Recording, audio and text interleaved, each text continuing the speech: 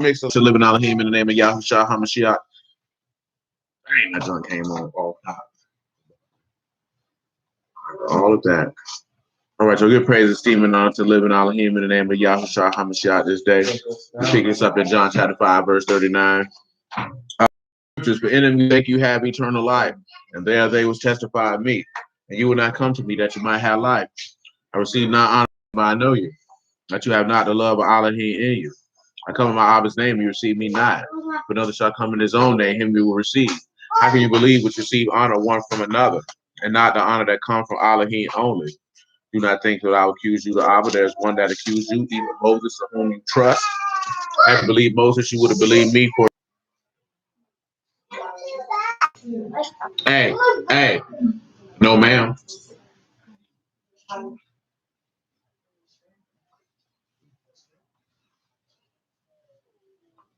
As a madman who casts firebrands, arrows, and death, so is a man that deceives his neighbor, saith, am not I in sport? So let's pause. So a man who causes firebrands and death is equal to a liar.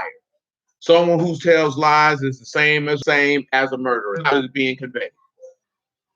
John 8 and probably about 42, maybe 39.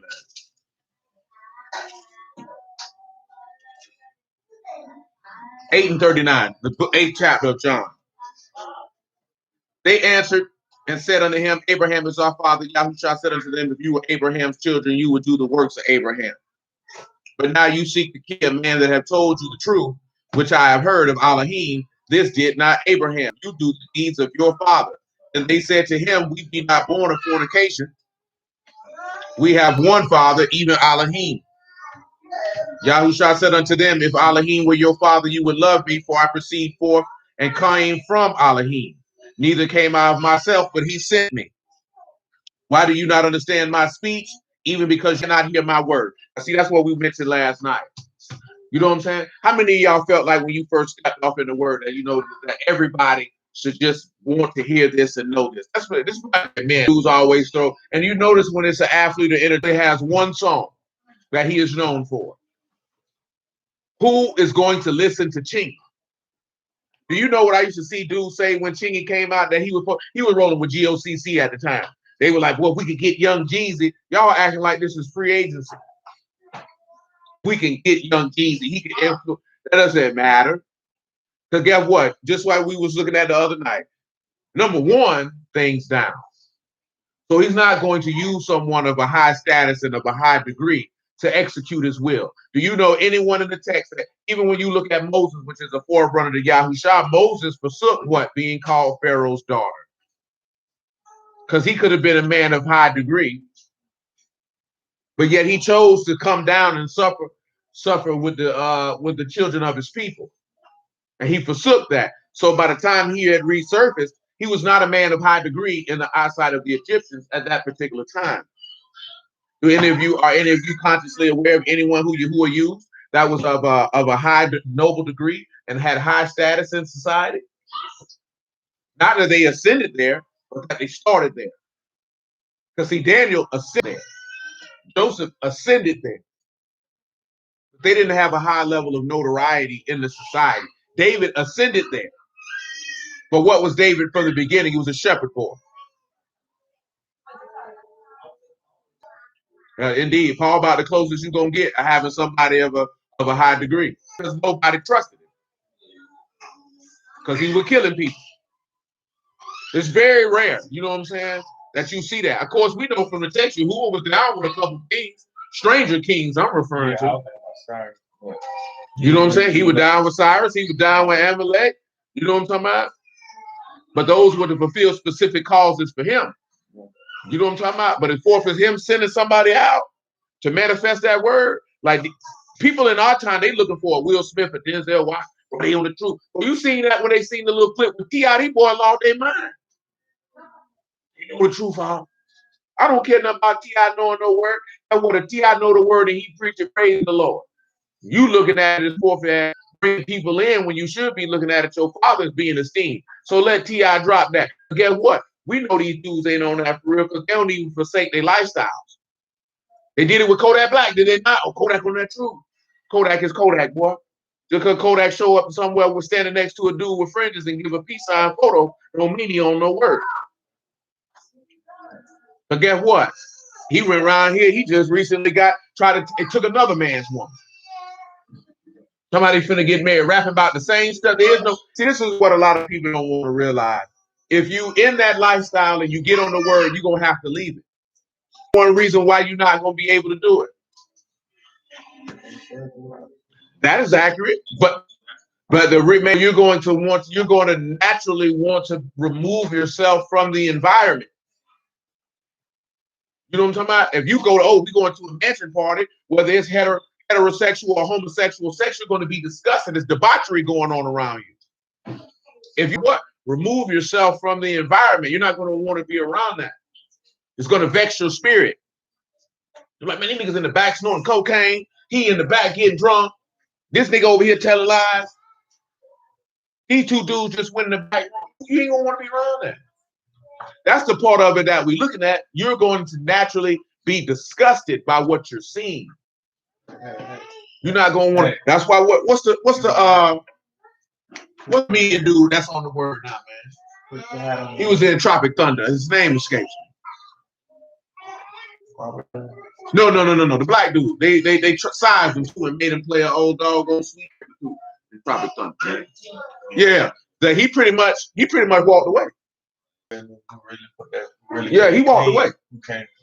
Yeah, that boy pretty much walked away. He still do stuff, but that boy ain't full-fledged in that stuff no more. You know what I'm saying? That boy walked away. He like, nah, I can't do it.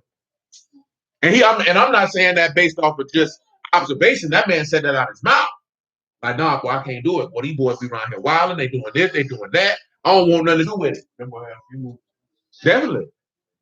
Definitely. He may have not been on he could have trended to a Denzel Washington level if there were certain things that he'd been willing to do.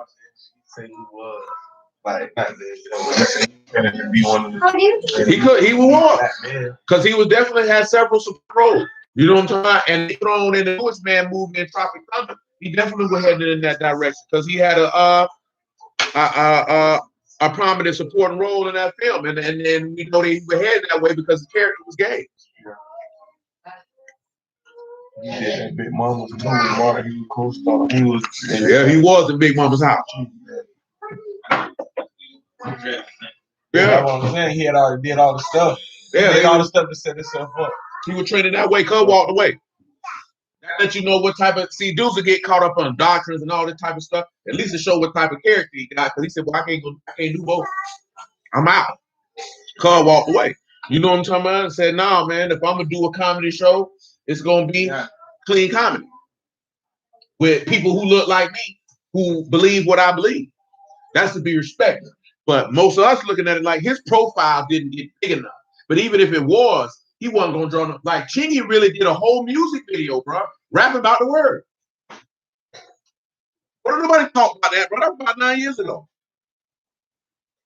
I'm trying to think who else, man. Jamal Charles. I don't know if y'all know who that is. Y'all know who Jamal Charles is? He played running back for the Kansas City Chiefs. That boy was a bad man before he messed his knee up. You know what I'm saying? Then I think he signed with the Broncos, and it was pictures of him with some fringes on, and Bruce lost their mind. Like, but who we won? Oh yeah, Amari Stoudemire definitely, but he ain't that high profile. I forgot about him now. He got baptized by IOG. You know what I'm saying? But he's still in the NBA, work every Saturday. Yeah, Israel. No, I think he got a coaching job. I think he coached. No, in fact, I take that back. Because I just read an article about it. He coached for the Nets because Steve Nash is the coach, and he says Steve Nash don't make him work on Saturdays. I take that back. I just read an article about that. Yeah, he's on. If my memory serves me correctly, he's on the Brooklyn Nets coaching staff. Okay. But he don't have no real. He ain't real out in the open with what type of time he's on. But he'll talk about it. If you put him in a camera in his face or a recorder in his face and ask him about it, he's not going to hold back. But he ain't around here like the children of Israel are black. He just living his life. You know what I'm talking about? But that boy, he in bed with them white folks. Them white folks gave him a lot of money while he was on that basketball court. He stole money for the Knicks for about a good 4 or 5 years. You know what I'm talking about? I can't even say still. They gave it to him. He hurt his knee. Do any of y'all really believe that somebody of high status and profile could really bring people to the word? Would you have listened to any of your favorite entertainers or athletes and be persuaded to believe on Yahuwah because they said it? Because it's a big deal going around that some white man told LeBron James to shut his mouth. LeBron, that's the gist of it. That's not his exact words. Shalom, man, but that's the gist of it. I'm more than an athlete.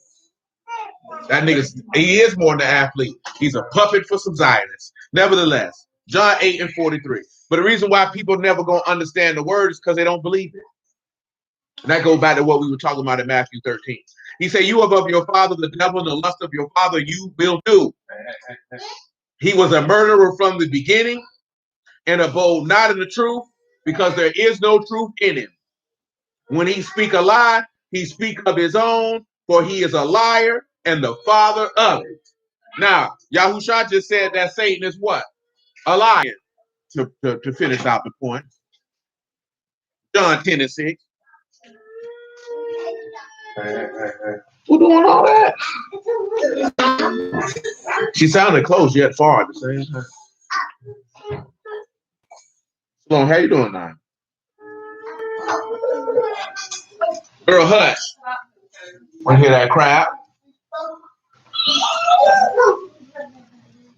This parable spake Yahusha unto them, but they understood not what things they were which he spake unto them. Then said Yahusha unto them again, truly, truly, I say unto you, I am the door of the sheep. All that ever came before me are thieves and robbers, but the sheep did not hear them. I am the door. By me, if any man enter in, he shall be saved and shall go in and out and find pasture. The thief come not to steal, to kill, and to destroy. I am come that they might have life and that they might have it more abundantly. So what are we looking at, right? As a man, a madman, has firebrands, arrows, and death. That is equal to a man who lies his neighbor and then says, am I not the one who mocks you? Because what does Satan do after he done got you? He is going to do what? He is going to mock you. He is going to ridicule you. He is going to go to the throne and say, look at him, look what I got him to do. Why is all that important? It is important to understand that Satan is a liar and a murderer, and that when you lie, you are the same as a murderer. Let's show the instance of that law-wise. Deuteronomy 18. It might be Deuteronomy 19 that I decide. Bird, if you don't get up there and sit still, you ain't going to have to worry about sitting still because your butt going to be hurt so bad that you're not going to be able to sit on it. Deuteronomy 19 and 15.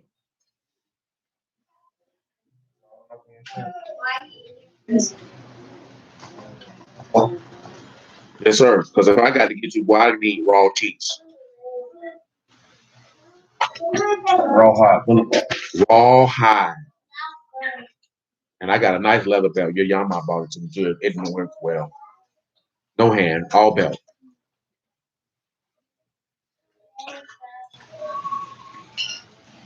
Deuteronomy 19 and 15. One witness shall not rise up against a man for any iniquity or for any sin, and any sin that he sinned, or at the mouth of two witnesses or at the mouth of three witnesses shall the matter be established. If a false witness rise up against any man to testify against him that which is wrong.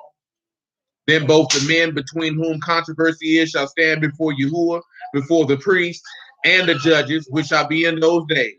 And the judge shall make diligent inquisition. Behold, if the witness be a false witness and have testified falsely against his brother, then you shall do unto him as he had thought to have done unto his brother. So shall you put the evil from among you. And those that remain shall hear and fear, and shall henceforth commit no more any such evil among you. And your eye shall not pity, but life shall go for life, eye for eye, tooth for tooth, hand for hand, foot for foot. Now, I haven't finished the conclusion of Proverbs 26 before we continue, so we need to go back around there. But why is that important? When we talk about those 7 abominations and having a proud look, and it tells you having a lying tongue, and it tells you being a false witness that speak lies, and it tells you sowing discord, and it tells you being swift to run to mischief, and having a heart to devise evil imaginations. And that is the last one, shedding innocent blood. So when you look at why he describes the liar in this Proverbs 26 and 18 as akin to a madman who brings forth arrows, firebrands, and death. Is because when you take on those 7 abominations, what is the purpose that you're trying to do? You are trying to kill someone.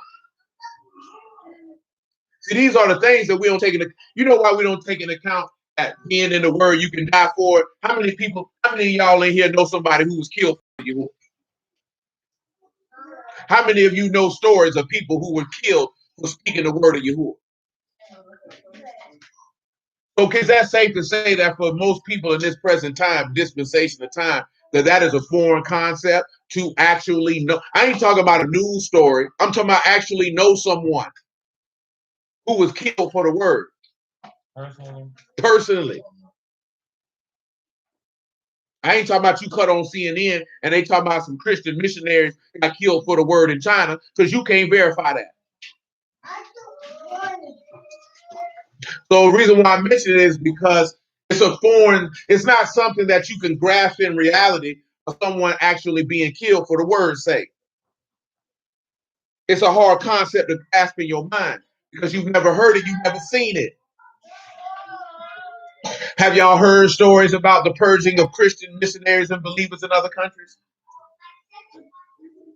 Oh, you've never heard a news story in that regard, little one? They kill a lot of Christians allegedly in the Middle East all the time.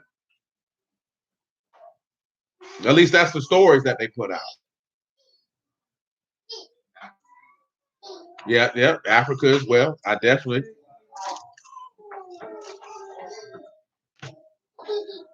So, and the reason why I mentioned that, because somebody wanting to kill you for the word is not something that's tangible to you. Have any of you gave thought that somebody would want to kill you for the word? Huh? Monica, you ever thought about that? I know what you've been thinking about. Nasty niggas. Huh? You ever thought about that? You taking too long. You ain't thought about it. No. Clip, you already answered it for me. What about you, sir? You know? What about you, Sade? You done thought about it? I can't hear you. You thought about somebody killing you for some word? Why you ain't thought about it? I'm just asking this for a reason, because I like to see the difference between genders. Callie, you done thought about it? What you thought about?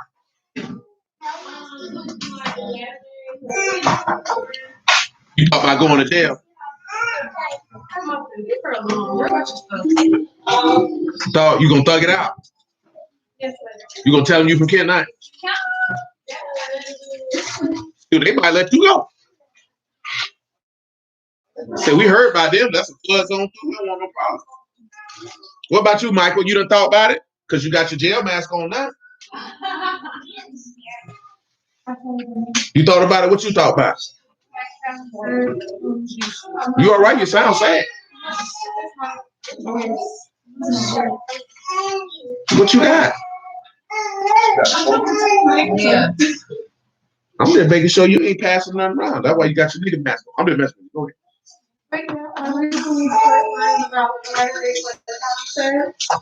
And honestly, I kind of get anxiety about it because it's kind of scary about it. Make you a little nervous? Yes. You ain't gonna make you talk too long, because then you gonna have no voice. So you can just nod. Does that help you? Well, I don't know. You have to answer that. What's the strongest source of the anxiety? Are you saying like? This the whole play. What causes you the most anxiety? I guess like I don't know. And oh, so your standard anxiety is just getting caught in what they're gonna do to you. That offer, something like that. They know me. They're going to. Yeah, and maybe rape you. No, I mean at the most, what's written is they either cut your head off or lock you up. But knowing people, you could very well be tortured. All are women, so you're going to be raped. The likelihood of that happening is extremely high. You know what I'm saying? Only Yahuwah stopped them from doing that. Only because we know the text say that women will be ravaged. Zechariah 14. And that also goes into the play of when I tell you, do talking about women can't survive without men, and that attitude of you don't need no man that a lot of women have. And dudes is not going to come through, jump through, and protect the woman he ain't got no connection to stop her from getting raped, so he can get killed. You know what I'm talking about? And truth be told, shoot, if they moving like more, they gonna be raping dudes too. But they gonna be on some weirdo stuff. But that's more so a warfare stuff. If they just come pick you up and lock you up for it, probably not. But on some warfare stuff, regular women in the house, no protection from you, yeah, they probably gonna get raped. That's just a reality of war that most people don't like to discuss. But in war, women get raped. I don't know how familiar y'all are with that, but it happens. It happens a lot. Yeah, I don't know if y'all ever read on warfare and studied warfare and the things that happen in war. Because usually when there's a war going on, guess who's not home? The men. So when a city or province or country gets overran, there's no one there to protect the women, and the women usually get plundered. Now, Yahuwah did not teach us to do that. What did Yahuwah teach you to do if you overcame the city and you found a woman that tickles your fancy?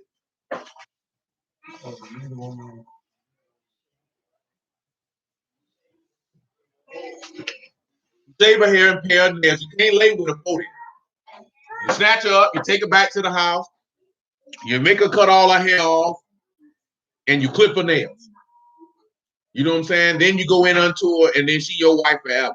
But then you have instances where you were saying they have been with a man, because in modern warfare, they have done that too. And if you had known to be with a man before, they're not leaving you around, they're going to kill you. You know what I'm saying? They're going to kill all the children too. See, that's an aspect of war that people don't really like to talk about. See, y'all like to watch war movies and Saving Private Ryan, and you see the little clip of Forrest Gump running in Vietnam, but the horrors of war are things that the average woman could not even believe. Why you think dudes come back from war and their minds be messed up? You know what I'm talking about? Y'all don't, because you had no idea what they done went over there and seen. Some of them dudes probably done raped a child or two. But they go over there and do that. Oh, that would probably be, what is that name? His name escapes me. The Mongolian warlord. I know his name escapes me. Yes, Genghis Khan. Genghis Khan definitely went and raped in every town and city and country he went to, and he has multiple generations of kids to this day because of his raping and conquering. Genghis Khan, stone cold killer and rapist. Because when you do that, the province is at your mercy. You can do what you want. You know what I'm saying? Yeah, when you go to war, see, that's why they got war crimes and all this other type of stuff. But yeah, a lot of times, man, they were killing them people, killing them children over there in Vietnam and Cambodia, slaughtering them. Come right back over here to you, and then they complain because the Vietnamese shot them up with Agent Orange, and then you got all this sickness that these soldiers came back with. What you think they've been doing? They've been in Afghanistan for 20 years. What you think they've been doing over there? It comes out of time or two that they've been raping kids and raping women. But they've been over there stealing heroin and killing people. You know what I'm talking about? See, niggas think that war tight because you see niggas in the hood, but niggas in the hood ain't gonna go to war. Niggas in the hood ain't gonna purposely go kill children. You know what I'm talking about? And they ain't gonna rape nobody. That's what going to war is. Unfortunately, you will eliminate everyone.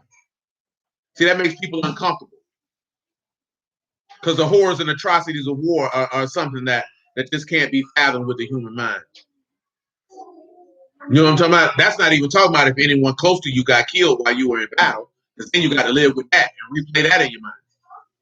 I'm telling you all that because I want your mind to be mentally prepared that it's very well that several people in this room could be killed right before your face.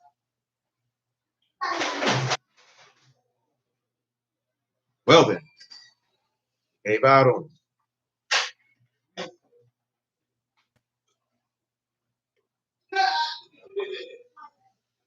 Arsene.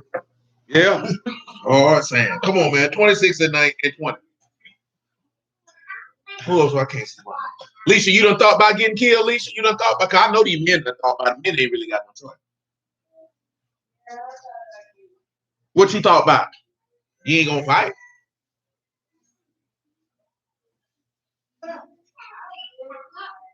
You ain't gonna shoot somebody. This how you said that on Bleed. I am gonna shoot. You don't even know how to use a gun.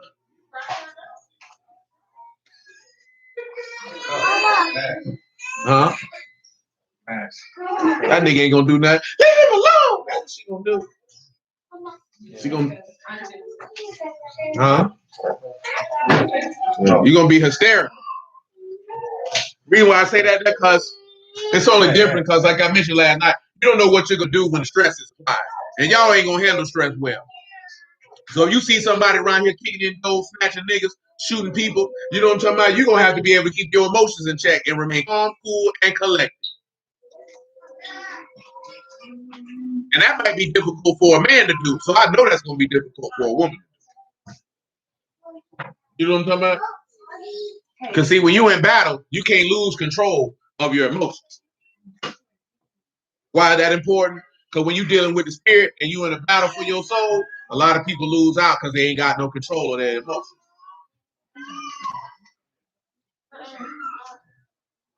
Proverbs 26:20. Where no wood is, the fire go out. So where there is no talebearer, the strife cease. As coals are to burning coals and wood to fire, so is the contentious man to kindle strife. The words of a talebearer are as wounds. They go down into the innermost parts of the belly. Burning lips and a wicked heart are like a potsherd covered with silver dross. He that dissemble with his lips and lay up deceit within him. When he speaks fair, believe him not. For there are 7 abominations in his heart. Whose hatred is covered by deceit, his wickedness shall be showed before the whole congregation. Whoso dig a pit shall fall therein, and he that roll a stone, it will return upon him. A lying tongue, those that are afflicted by it, and a flatterer.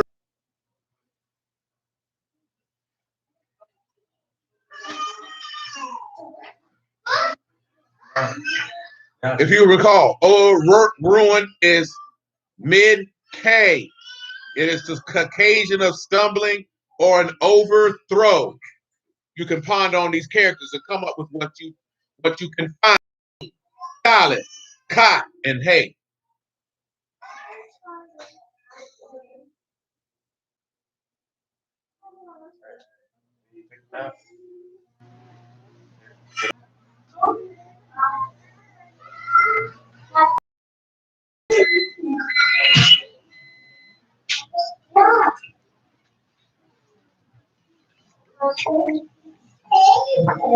You got meme, Dalit, cot, and hay.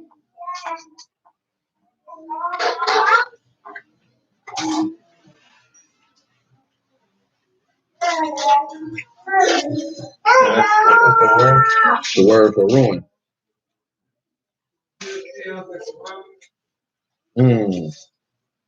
Indeed. I heard the first half, not the second. I heard the first half, not the second. I heard you say reveal the chaos around, but that's all I need. Hey, y'all need to be quiet.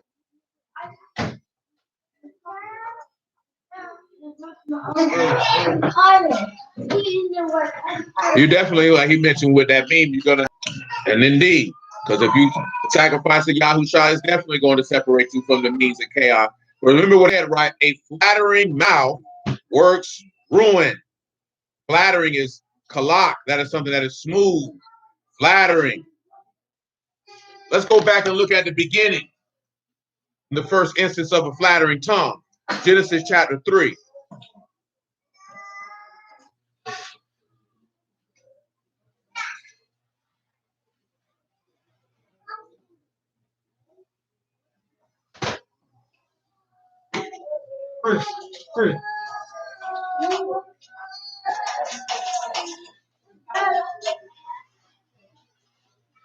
Genesis 3:1.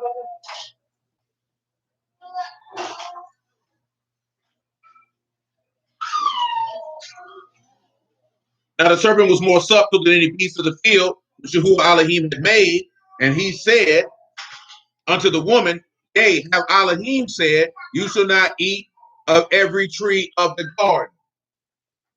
So the first thing he doing, right? Let me tell you something, right? If you dealing with somebody and they got to ask you a question on something that you know you ain't supposed to be doing, because you already been told not to do it, you don't need to continue that conversation. See, if you continue and allow that conversation to persist, that means that that's what you want to do. Because you'd have stopped it from the jump street. When somebody coming to you, yea, have Elohim, that's disrespect to your intelligence. Not to Elohim, that's disrespect to your intelligence. For somebody to step to you like that. Y'all grew up with like that. Oh, your mama said you couldn't come outside, and you took your stupid butt right out of that door anyway. Because you already wanted to go out the door, and you were looking for somebody to ask you a question as if your mother was oppressing you or your father was oppressing you because they gave you a directive for you to keep. That's how that question is framed when you asking somebody, yay, have Elohim said you should, like, oh, he putting rules on you? Oh, it's stuff you can't do? You better get people like that from around you off the top. See, you know the sad part is, this is what I've been talking about, you better know the game. Niggas don't even know when somebody don't even really care about you for real. Somebody who care about you would not ask you a question of that fashion. Oh, your daddy said you can't come out and play? Because what's going to kick in your brain? Your rebelliousness. He did say I can't come outside. I'm going to go out there anyway. But guess what? The serpent wasn't there when she got caught. Was he right there when she got caught? Guess what? Because your homeboy wasn't going to be there when your daddy came around the corner with that belt and that three-piece. Some of y'all that have, oh, your mama said you can't have no friends over today while she at work. Guess what you did? Let him in the house so you can play Nintendo. Then when your mama pulled up, your friends just duck on out. And guess what you left with? That fresh whooping. Your friends ain't wearing that whooping with you, though. When they see you to school the next day, bro, you can come up here. You know I can't come outside. You've been beaten and restricted. See, this is an example why a woman has to definitely be moderated. Because look how easy that was to get got with. You don't let somebody get you like that. There you have. You let a nigga get you out your booty like that. You did. You know you did. So you ain't got a lot of me because I know. Nah, hitting you like this here. So you really can't have sex. Nigga hit you with that one before. Nigga definitely done hit you with that one before when you done told somebody that ain't something you wanted to do or you wasn't ready for. And nigga definitely hit you with that one now. So you really don't want to have sex? So ain't no nigga ever hit you with that line before. I know you can't. There's all these people looking at you. But then you done got. Probably every woman in the room done got just like that. So you really don't want to do it? You really can't do it? That's all it takes. Because see, what go to clicking in your mind, I do, but I don't. But I do. And all he got to do, once you entertain it, all he got to do is keep on pressing the button. He got you there, you paying attention. That nigga Sean said my grandma would go to their people and tell on them too. See, what you got to understand about a deceiver, the number one thing about a deceiver, a con man, a charlatan, anything of that sort is conversation. As the pimps like to say, conversation rule the nation. So if an individual can get you to pay attention to what they're talking about for longer than a minute, you can get back.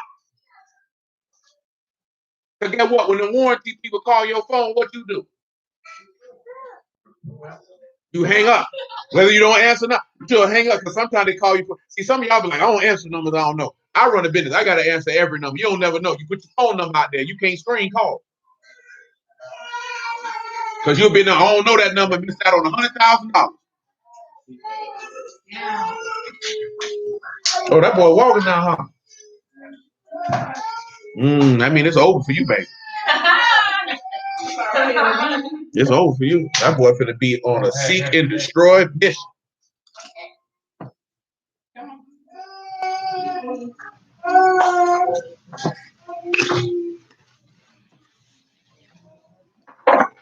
I say that because all it takes for Satan is for you to entertain it. What does the book tell you to do with that? Resist him. And he'll do what? When you look at Yahushua's interaction with Satan, did he entertain him?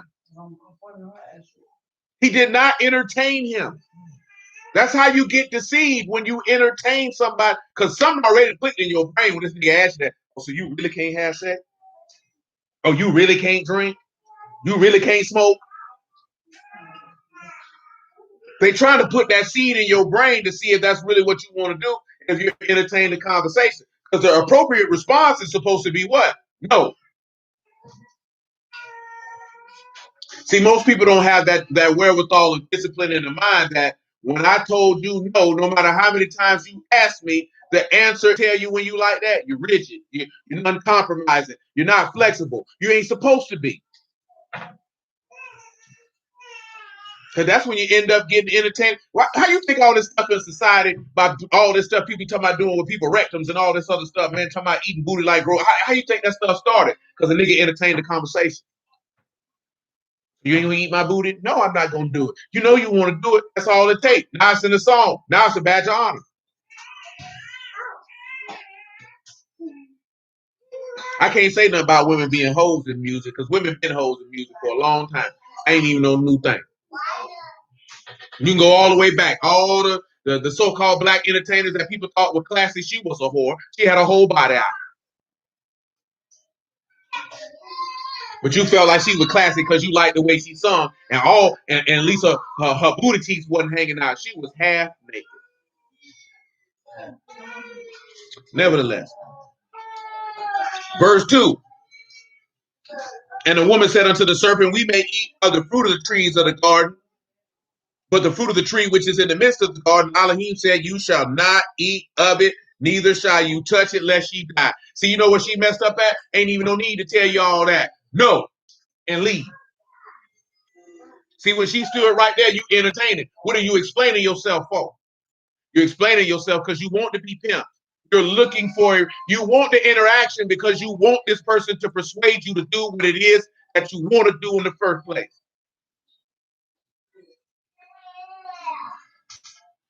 And the serpent said unto the woman, you shall not surely die. For Elohim know that in the day you shall eat thereof, then shall your eyes be opened, and you shall be as gods, knowing good and evil.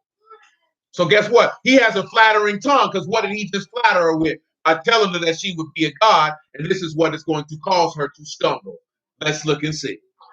And the woman saw that the tree was good for food, and that it was pleasant to the eyes, and the tree desired to make one wise. And she took the fruit thereof and did eat, and gave also unto her husband, and he did eat. Boom, now you stumbled. Now you have stumbled. I think it's John chapter 11 that I desire.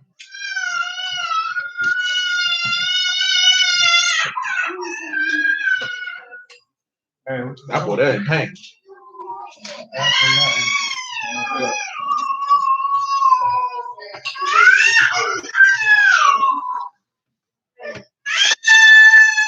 $11 and $5, I suppose.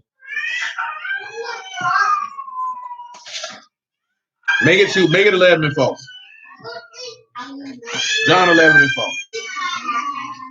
4. See, now I done told y'all this before.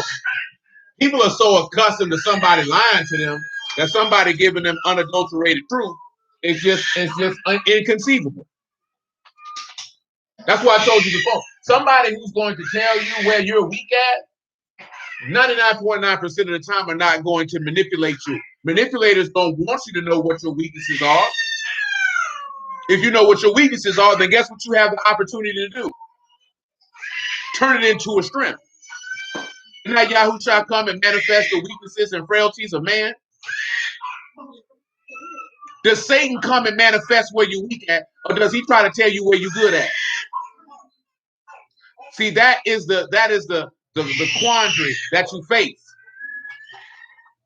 when you're dealing with trying to, because people say you shouldn't tear people down, you should build them up. Because see, if you only tell people the good parts about them, they're not going to get better in the places where they need to get better at. And if you don't know where you're not good at, that means I can use where you're not good at to my advantage. See, if he come and tell you how weak is your heart, you do the works of an imperious, whorish woman.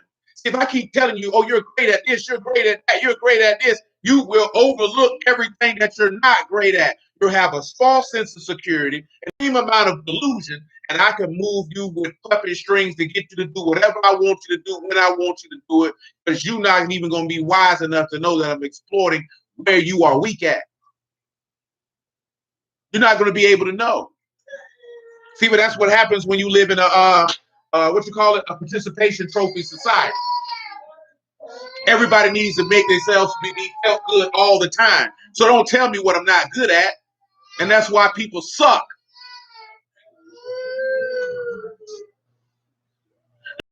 World have people who they set up to get feedback so they can see where the negative feedback is, to see what they can adjust in their company so that their company can extend better service in whatever avenue or lane that they are in. But you know why you want that? Because everybody wants to be praised. You want to feel like there's nothing wrong with you. But when you lay down in the bed, you know you suck. You know what I'm talking about? And when I say suck, not that you suck overall, but you know that there's areas that you're not good at. But you don't want anyone to tell you that you're not good at them, because now you're belittling me. You're tearing me down. Man, go ahead on with that whole junk, nigga, and take that junk on the chin to get better. Because I'm telling you, if an individual does not point out what you're not good at, they can use that to their advantage. If a person only wants to tell you how great you are, and you have no flaws, no foibles, no weaknesses, I'm here to tell you some area where they are getting a benefit from you at your own detriment. I put money on it. Because somebody who loves you gonna love you enough to tell you, you know, you're cooking trash. See, but you've been taught to be nice. You know what I'm saying? You don't want, the only thing that people are willing to tell somebody they're not good at is sexual activity. That's the sadness of the society that we live in. And that's the only thing people are willing to be honest with. You're not going to tell somebody they have a bad character. You're not going to tell somebody that they're angry. You're not going to tell anybody you're not good at this, you're not good at that. You can improve. As a man, you're supposed to let that be known to everybody in your house. Then as a man, you're supposed to be looking at yourself to know what you can improve on. Well, what's wrong with that? Definitely. Them fake fries. Ain't nothing wrong with that, boy. John let me fall. Hey, boy, cut that out, boy. Cut it out. Because you're lying. You know you're lying, too. You know you're lying. You're trying to keep it going, but don't nobody believe you. Don't look around. They can't help you. The lying self. John 11:4. When Yahushua heard that, he said the sickness is not unto death, but for the esteem of Elohim, and that the son of Elohim might be esteemed thereby. Now Yahushua loved Martha and her sister and Lazarus. Now see, that's also something we look at what it said about that. If he loved them, what does that mean? That means they loved him. That means their works were acceptable. This ain't an emotional type of love. You know what I'm talking about? Oh, that's my friend. I love them. He had heard, therefore, that he was sick. He abode 2 days still in the same place where he was. Then after that, he saith he to his disciples, let us go into Yehuda again. His disciples said unto him, Master, the Yahudim of late sought to stone you, and you go there hither again? Yahushua answered, are there not 12 hours in the day? If any man walk a day, he stumble not, because he see the light of this world. But if a man walk in the night, he stumble, because there is no light in him. Now, we read already in John chapter 8, what it said about the devil. He abode not in the truth, because there is what? There is no truth in him. Now, all the brews know Isaiah 8 and 20, right? Let's go look at Isaiah 8 and 20 for the brews. So that would have brewed like to mention people. But this is important in regards to what we're talking about. Oh, that boy upset.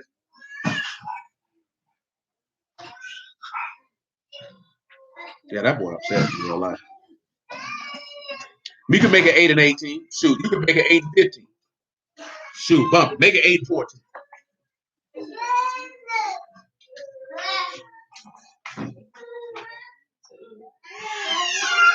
Look, Tubby. Tubby, what? Come here. Hold on, hold on. Thank you, sir.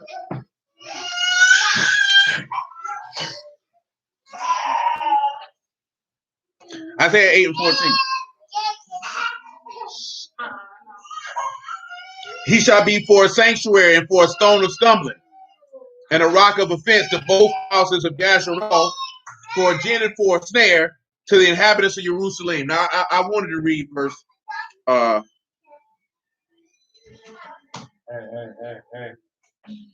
want to read verse 14 for a reason, because it mentioned in the stumbling stone, and that Yahushua himself would be the stumbling stone. And the beast is going to use that to his advantage, and we're going to go back over that to a degree. Because, of course, he's having a flattering tongue that is going to work ruin or cause people to stumble. Now, one thing we can say about Yahushua and his words, did he flatter anyone? Were those smooth words of deceit that he was speaking? Those weren't smooth words of deceit. They were unadulterated words of truth that pierced to the soul. See, like I said, like I told you before, man, you live in a society where masculinity does not compromise. And you're living in a world now where they don't want men to be confident. They want men to be passive. And they teach men. Since I've been a child, I can remember on TV shows them saying that a man should compromise with his woman. And that's the process of eliminating masculinity. Because if you're a man and you're leading something, you can't compromise if this is how we steering the ship. Because if you compromise, see, the woman is no different than us, the man, the wife of Yahushua himself. They're going to want you to compromise to something that benefits them. It's going to be short-sighted. It's not going to be over a long-term vision because their minds don't operate that far. Even when, and forth is dealing with Elohim. Elohim sees the long play of eternity. A man can only see the long play for himself, maybe 2, 3, 5, 10 years down the line. Out how those decisions would affect you 10, 15, 20, 25 years down the line. That's what happens when you make emotion-based decisions. You can't see that far. So when you make fleshly-based decisions, you're not seeing far enough to know that this is going to cost you eternity. This is why men can't compromise, because you're supposed to have a long-range view. At that point, you serve no purpose. That if I had to go out in the field and crack skulls and bones and then come home and do housework, why? Now, see, I just heard a brother tell a woman this. This is a true story. Being a housewife is probably the most difficult job that you will ever do. And women seek to do it with no proper training to do it and then want someone to help you. And that's not how it works. Because a man ain't going to get no help out here. You going to come help him get this money? Because who came to help the Lord off that tree? Did you come help him up off of that? When it was time to do work so everybody in the household could eat, because he did not eat, did he know for that? Did anybody say, I'll come and hang up there with you? No, absolutely not. You sought to consume what he was producing. See, and that's also an area which a lot of people don't look at. When you produce something, then you have expectations. See, Yahushua produced everlasting life, so he has expectations of his household. Would that be fair? He has an expectation. I have an expectation that you're going to obey, that you're going to have trust and confidence in what I say, and that you are going to follow my directives to the T.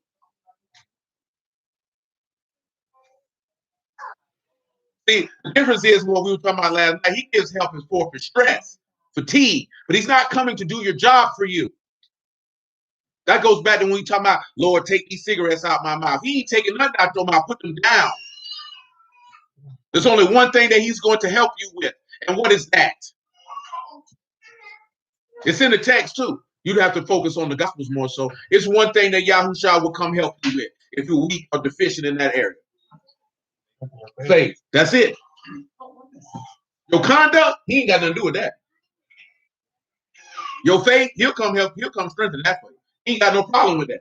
Didn't people ask him for that? Lord, strengthen my faith. He had no problem with it. But as far as your conduct, if you a thief, he not finna come. Will not steal, my child. He ain't doing none of that. Nigga, stop stealing. You know what I'm talking about? Straight up. Stop stealing. But see, that's the advent of the society you live in. You feel like a man's supposed to get the money and do the housework. At that point, he don't need you then because you don't serve no purpose. So why would y'all try to do all the work to get you to the point that you need to be saved and then come down here and do the housework, meaning clean up your house, your body, and get your mind in order for you to stop doing what you ain't supposed to be doing? What the purpose of him producing then? He could have just stayed up in heaven and say, shoot, Papa, niggas gotta die. You know what I'm talking about? You look at it in that area, you want him to do his job and your job. Now, how many of y'all have been in the company? How many owners and CEOs, because that's a funny thing, niggas be a sole proprietor in the LLC talking about their CEO. That's not accurate. Do you know what you need to have to be a CEO? Tell them, John, I know you study politics.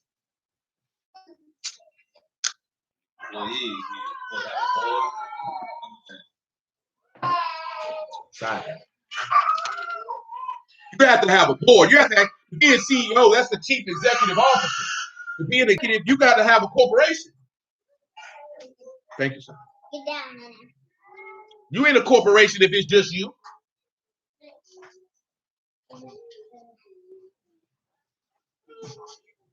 You bring me one more, please. Thank you.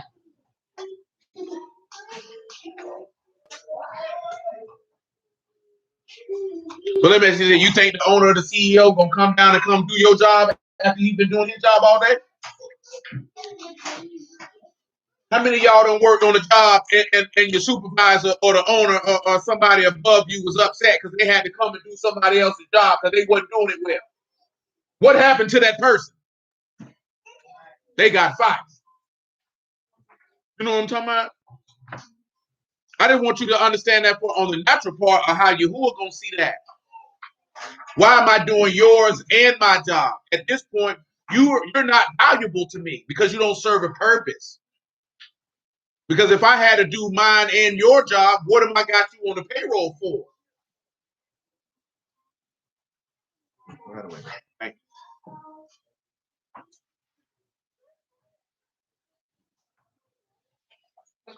Come on back to Isaiah chapter 8. Or was we already there and I didn't leave? I don't think I left. 8 and 15. Yes, sir. Because it has carbonation. So it got shaken up. When it gets shaken up, the carbonation or the bubbles, the acid bubbles, cause it to rise to the top.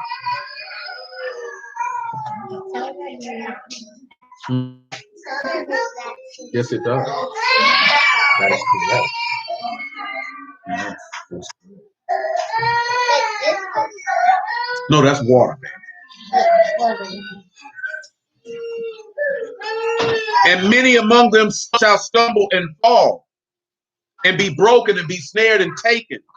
Bind up the testimony, seal the law among my disciples, and I will wait upon Yahuwah that will hide his face from the house of Jacob, and I will look for him. Behold, I and the sons whom Yahuwah have given me are for signs and wonders in Yasharal, for Yahuwah of hosts, from Yahuwah of hosts, which dwell in Mount Zion. When they say unto you, seek unto them that have familiar spirits, and unto wizards that peep and that mutter, should not a people seek unto their Elohim, for the living to the dead, to the law and to the testimony? If they speak not according to this word, it is because there is no light in them. Do y'all remember verse 21? I think we talked about verse 21. I know we did. Do y'all remember what verse 21 means? Let me read it for you, see if it come back. They shall pass through it, hardly bestead and hungry. It shall come to pass when they shall be hungry, they shall fret themselves and curse their king and their Elohim and look upward. They shall look unto the earth and behold trouble and darkness, dimness of anguish, and they shall be driven to darkness. Let me help you out, right? You got bestead, right? That means that they're going to see that there's going to be some harsh things, very severe and burdensome things. So they're going to look up, it's going to come to pass, things are going to begin to be severe, people will begin to be hungry, and they will begin to fret themselves. They will begin to be displeased, provoked to anger. After they have been displeased and provoked to anger, they are going to curse, meaning make this despicable. lightly esteem their Elohim and their king. Do y'all recall what this is? It's all relative to what we're talking about.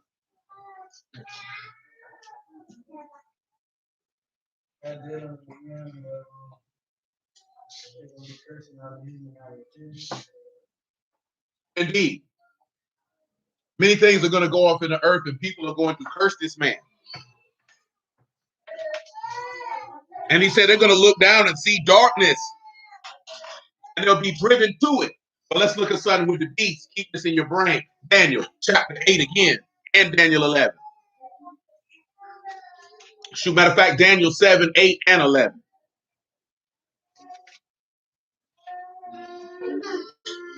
Get your Daniel chapter 7, chapter 8, chapter 11, and Matthew chapter 24.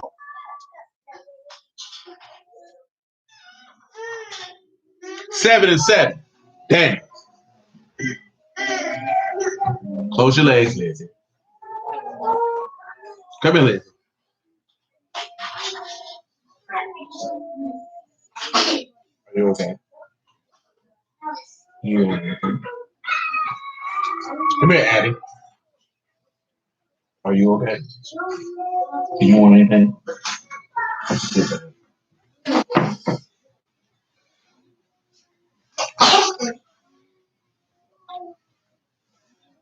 Daniel 7 and 7. After this, I saw the night visions. Behold, a fourth beast, dreadful, terrible, strong exceedingly. And it had great iron teeth. It devoured and brake in pieces, stamped the residue with the feet of it. It was diverse from all the beasts that were before. It had 10 horns. I considered the horns, and behold, there came up among them another little horn, before whom there were 3 of the first horns plucked up by the roots. And behold, in this horn were eyes like the eyes of a man, and a mouth speaking great things. So when you look at this here, right, we're not going to go back and read them all. You got Ezekiel 35, right? It said that they would speak great blasphemies in you who heard them. Is that correct? Do we not read in Revelation 13 that he blasphemed Elohim and his tabernacle? So Daniel is getting the visions of a man who is speaking great things out of his mouth. In the terms of speaking these great things, he's going to have a flattering tongue, which is going to cause many people to stumble. In turn, is going to cause people to what? To curse their Elohim and their king. Because remember, there's 7 abominations in his heart. So if there's 7 abominations in his heart, we have to ascertain that the beast is going to do what? Have a proud look. Daniel 7 and 7 has established that. He's going to have a lying tongue. He's going to be a false witness that speaks lies. He's going to have feet that are swift to run into mischief. He's going to, his heart is going to devise wicked imaginations. He's going to sow discord among brethren, and he is going to shed innocent blood. When we go through all of this, you see that he is going to do all of this, and he's going to do it from one common denominator, and that is deceit and slander. See, when we were looking at getting rid of the talebearer and things of that sort, we had already ascertained that the beast is like that, and when you get rid of him, all that stopped in the earth. Remember, a talebearer is a slanderer.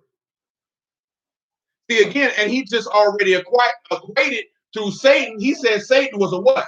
A murderer. From the what? The beginning. What did Satan do? He lied. So the text equates someone who lies, because we see that in Proverbs 26 and 18, as a madman with firebrands, arrows, and death. So is the man who deceives his neighbor and say, am I not here to ridicule and mock you? So the word equates someone who tells lies to a murderer. The reason why you don't understand that, Yahushua told you in the last days, many false prophets would rise. Someone who has the word and is lying to you is no different than somebody who walked up to you with a pistol and put it to your forehead and pulled the trigger. In Yahuwah's eyes, you are no different. Someone who can look you dead in your eyes and lie to you has no regard for anyone. Satan has no regard for anyone. The reason why I say no regard, because what is Satan concerned with? His own selfish machinations. So he's not concerned what his lies are going to do to the person who believes them. See, now the person is not See, Satan is responsible for telling the lie, but you're responsible for believing it. And you know why you're responsible for believing a lie? Because you believed the lie because the lie was according to what you desired to do.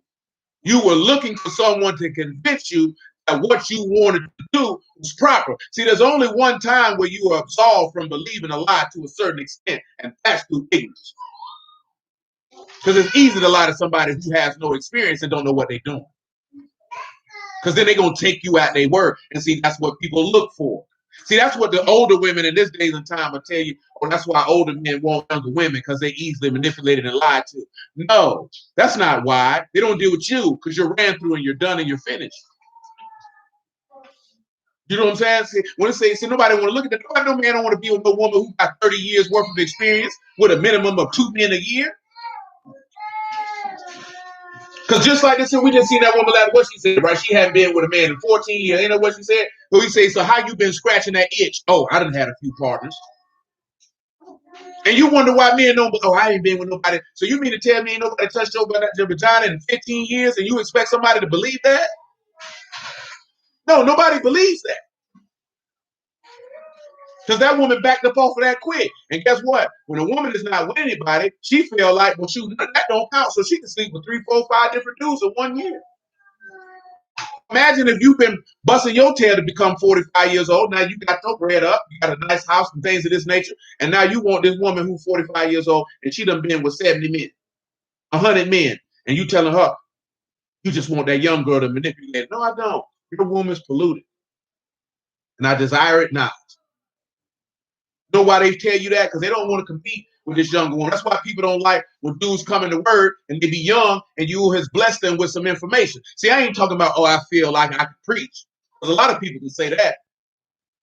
Because see, but once Yahuwah put his spirit on the individual, see, I'm referencing that because of Timothy. Because see, he put that word on Timothy. Paul sat down and taught him. Paul laid his hands on him. That boy got the ruach. Paul sent him to teach. And what did Timothy kept running into? Older people who were trying to belittle him and tell him he couldn't do what he was supposed to be doing. Because what did he say? Let nobody despise your what? Your youth. See, that's the same token. See, a lot of older people who are not good don't like dealing with younger people because they have more vitality, more life. They can do things that you can't. Now you mad. See, that's how it works. Why you think the people hated Yahushua too? For all intents and purposes, 30 years old is a young man. When you're dealing with word and going through around here teaching people, that's a young man, is it not? Definitely, that's a young man. A young man coming through telling them they wicked. See, that's another avenue. We ain't focused on that in a long time. David was a young man ruling. You not realize when you look at a lot of the kings in Yasharal that were young, that they got manipulated? They didn't have the right people around. How old was Josiah when he became king? 8 years old. How can an 8-year-old boy protect himself? He can't. Dang, I'm going to say Michael 8 years old, he's not here. That's an example. Imagine Michael being king.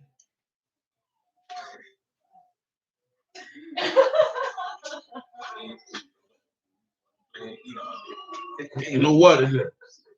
Can I go outside? And guess what's going to happen? And Malia's like this here, Mommy, where's Michael? That's the king. Yeah, seriously though, you imagine that? Michael being king, because that's what it equated to Josiah. An 8-year-old boy. You think a 45, 50, 60-year-old man want to answer to an 8-year-old boy? You think he ain't threatened by an 8-year-old boy? You know what he's threatened for? Because Michael got way more time in front of him than he do. That's why older women don't like men when they get younger women. That younger woman got way more time in front of her than she does. You know what I'm talking about? She can definitely pop out by a good 3, 4, 5 babies. Baby, you done. You done. You know what I'm talking about? And that I didn't mention that because I told you that, man. Lionel Richie got a 30-year-old woman. I seen that he been with that woman for 7 years. So he been with her since she was 23 and he was 64. You're like, how can he be with her? He been with a woman 7 years because now he put a picture out with her at 30. Now you got something to say? He ain't had nothing to say when he was with her when she was 23. All I know is I got all her prime years. And look how she was looking. She was happy. You mad. Why you mad? Because this woman happy. That man happy. They don't want to hear that. Why nobody want me? Because you're ugly. On the inside. Not on the outside. On the inside. What's the other thing we got? I don't even know how this came up. 7-9. He said, I beheld the throne, till the thrones were cast down, and the ancient of days did sit, whose garment was white as snow, and the hair of his head like the pure wool. His throne was like the fiery flame, and his wheels as burning fire. A fiery stream issued and came forth from before him. Thousands ministered unto him. 10,000 times 10,000 stood before him. The judgment was set, and the books were opened. I behold then that because of the voice of the great words which the horn spake, I beheld even to the beast was slain, and his body destroyed and given to the burning flame. Y'all know what that is. We talked about that last week, didn't we? Let's look at beast in Aramaic. This is animal. Why does it refer to him as an animal? The word is kava. Why would it refer to him as an animal?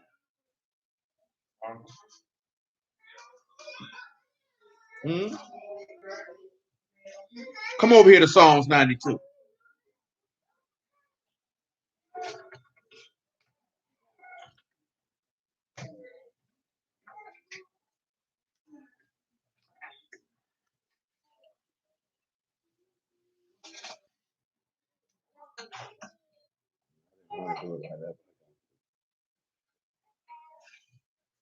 Psalms 92, you can pick it up at verse 1. This is a song for the Sabbath day. Did you know that, Muffin and Grandma, while you over there cheesing, holding hands? Yeah. You looking like you want to fight. You got a problem?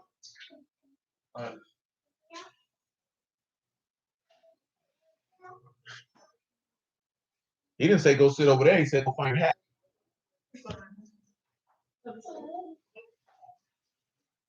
Now you want to look shamed. You wasn't shamed just a second ago when you was over there cheesing. And look at you. You about to go down with him. Yeah, you can make your eyes big and bugged all you want, but you about to go down with him. I am. Come here. Come here. Come here. Psalms 92:1, a song for Shabbat. It is a good thing to give thanks unto Yahuwah and to sing praises unto your name, O Most High, to show forth your loving kindness in the morning and your faithfulness every night. Upon an instrument of 10 strings, upon the psaltery, upon the harp with a solemn sound. For you, Yahuwah, have made me glad through your work. I will triumph in the work of your hands. O Yahuwah, how great are your works, and your thoughts are very deep. A brutish man know not, neither do a fool understand this. So I want you to come over here because the brute beast part is in, and what you call it? And Peter, we're going to look at it in a second. But bahar is the word for brutish. It is meaning a stupid person. A brutish, stupidity, brutish person. It is also a cattle brutishness. You have Bat, Ayin, and Raj. So what you see is you notice that someone has not experienced the Son of the Highest. That's why they're stupid. See, now I keep telling y'all, but one day you'll understand in due time. Because see, even in Proverbs 12:1, it tell you, he that love instruction, love knowledge, but he that hate reproof is stupid. Now, y'all remember the word for instruction, right? Do you recall, Michael? I'm not being funny because y'all might not remember. Do y'all recall the word for instruction? The Hebrew word for instruction, that is.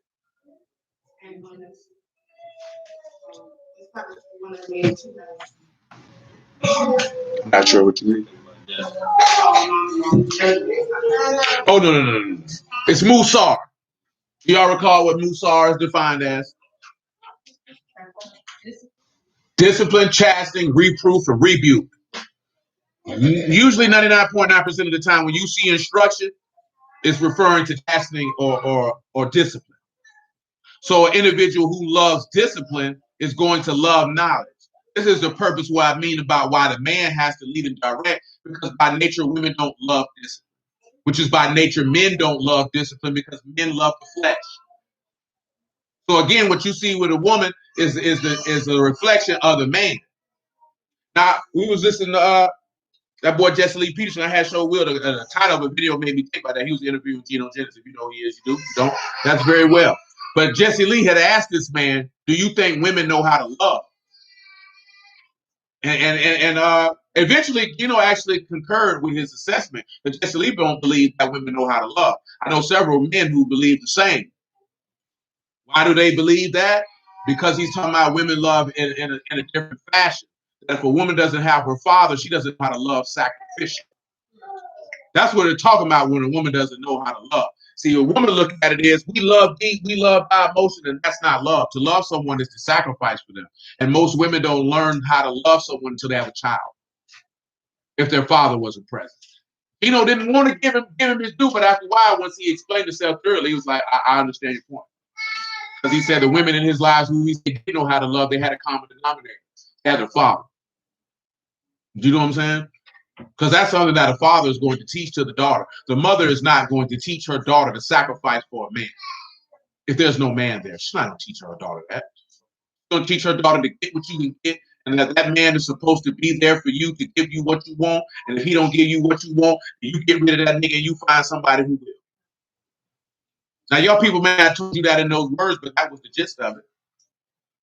Because most of them did not send you out here to sacrifice. Your daddy did, though. He may have not told you that in them words, but he showed you that in how he loved you and the things he taught you. So then, therefore, you go to a man and you'll do the same thing because you're going to replicate the love and admiration that you have for your father to him.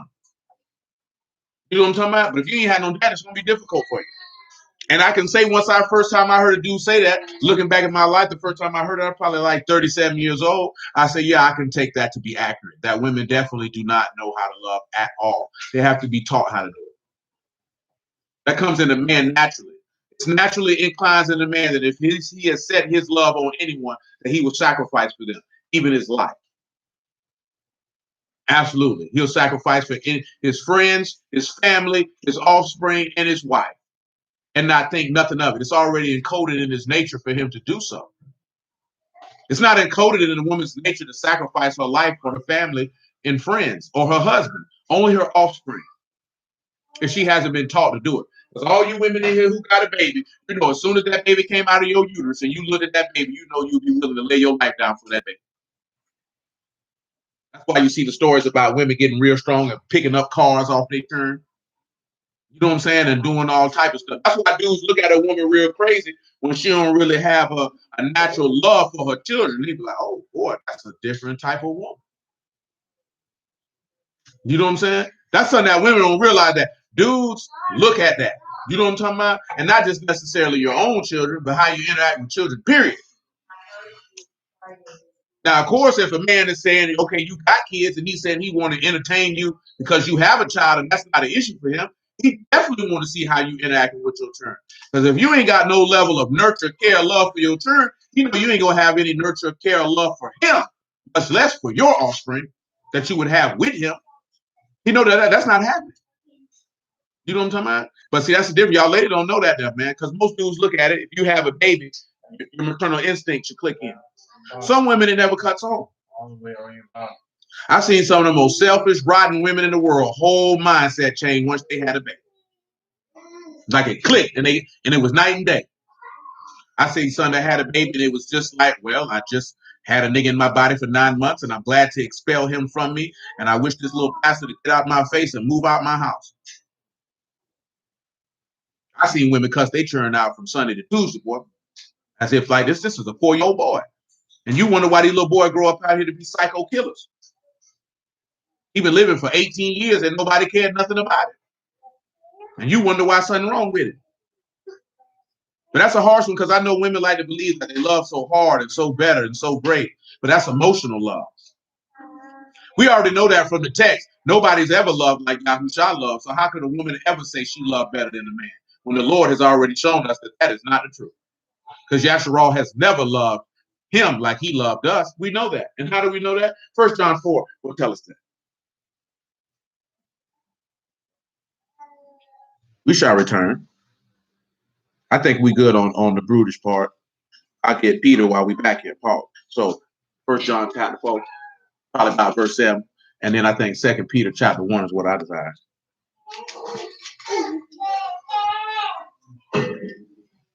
1 John chapter 4 and verse 7. Did I not?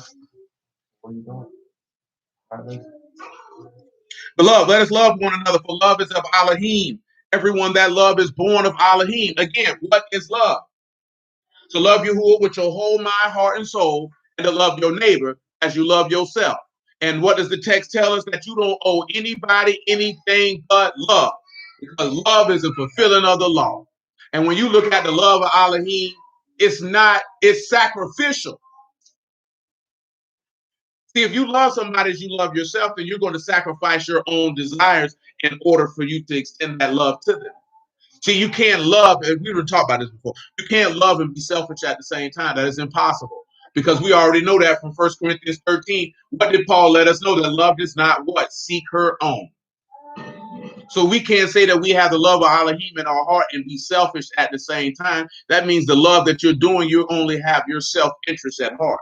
And this is why you don't ever get anything back in return. See, when you love selflessly and you have someone who loves the same, then they're going to give to you in the same fashion that you would give to them.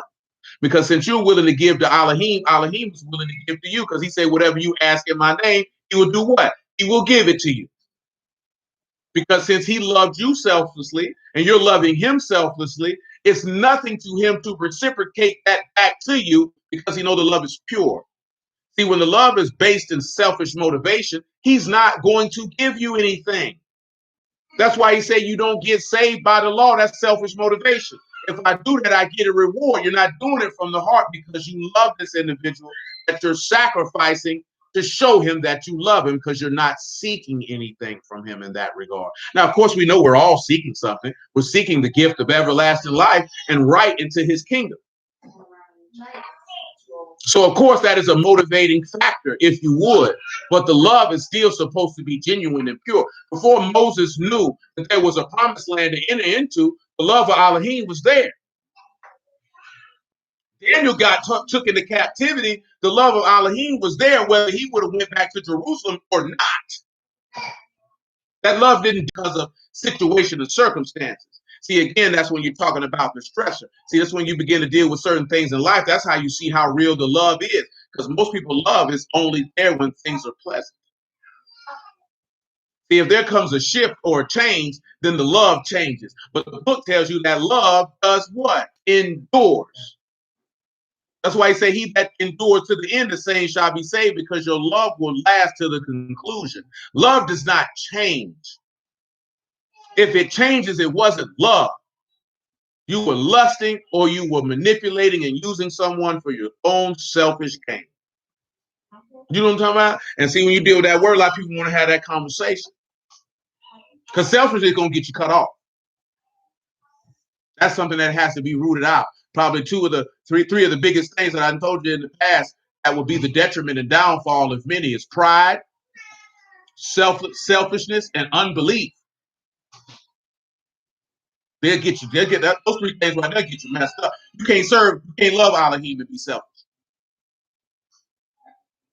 See, that's what got Eve in trouble. She was selfish. Because what did she say? Oh, this will make me wise. Not in the aspect of what this man said was going, your husband told you would happen, but you repeated, you didn't care about any of that.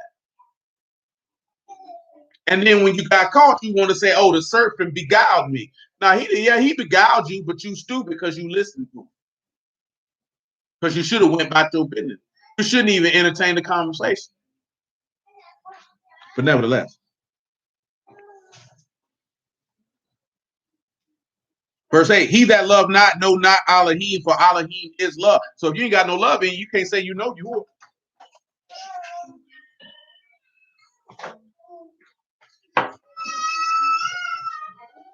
And this was manifested the love of Elohim towards us, because the Elohim sent his only begotten Son into the world, that we might live through him. Hearing his love, not that we loved Elohim, but that he loved us, and sent his Son to be the propitiation for our sins. Beloved, as Elohim so loved us, we ought also to love one another. See, again, right, this is how the beast is going to get you.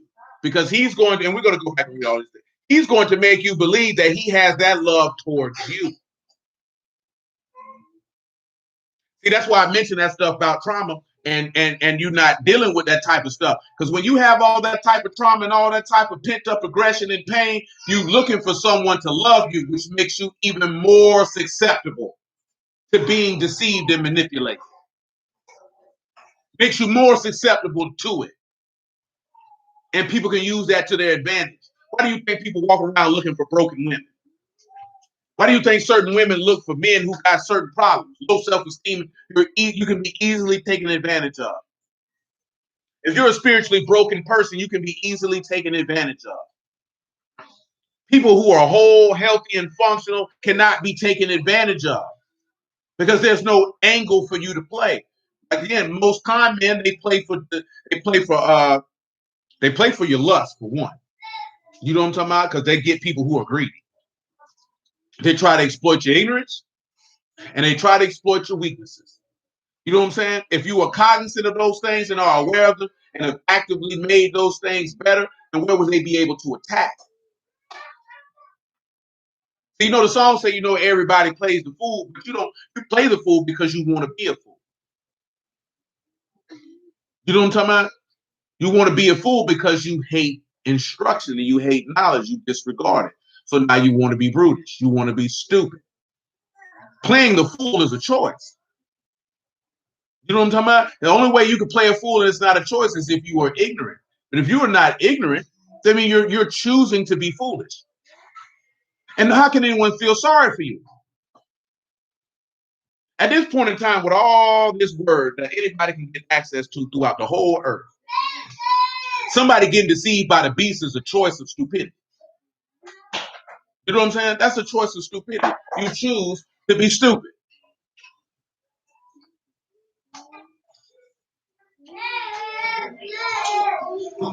We're good over here. Come over here to 2 Peter chapter 1.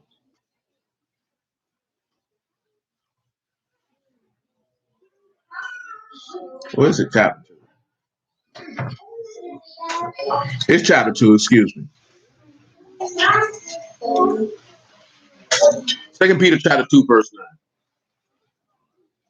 9. Let me ask y'all somebody said, have any, now we know everybody's been deceived for a time or two in their lifetime, but how many of you were the deceiver? I'm talking about walking around here just spitting them out like grape seeds. Now just imagine the thought process that you had to come up with to purposely do that. Now some people lie, like I said, right? Now the lies I hated the most was the niggas who volunteered lies. And especially niggas who volunteered lies about things that were incidental. I'd be like, dang, nigga, I ain't even asked you for this lie. Like, I don't want a nigga to give me a lie, but if I ask for it, it ain't gonna bother me as much as the nigga who volunteered. You ever volunteered lies, Michael? Was you the lie volunteer? You ain't volunteered no lies? Yeah, you. Amount of time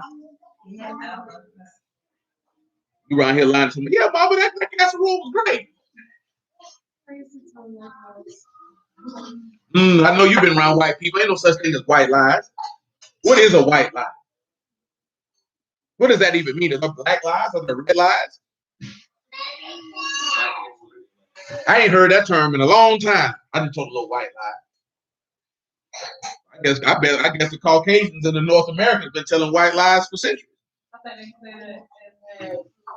Life, not anything heavy. Either way it go, nigga, use a lie. You know what I'm saying? They want you to feel bad about being alive. It's a white lie. Oh, you had to get closer to him, huh? Because you kind. You feeling good about yourself. So I got me a man. That nigga finna be pregnant by the end of the day.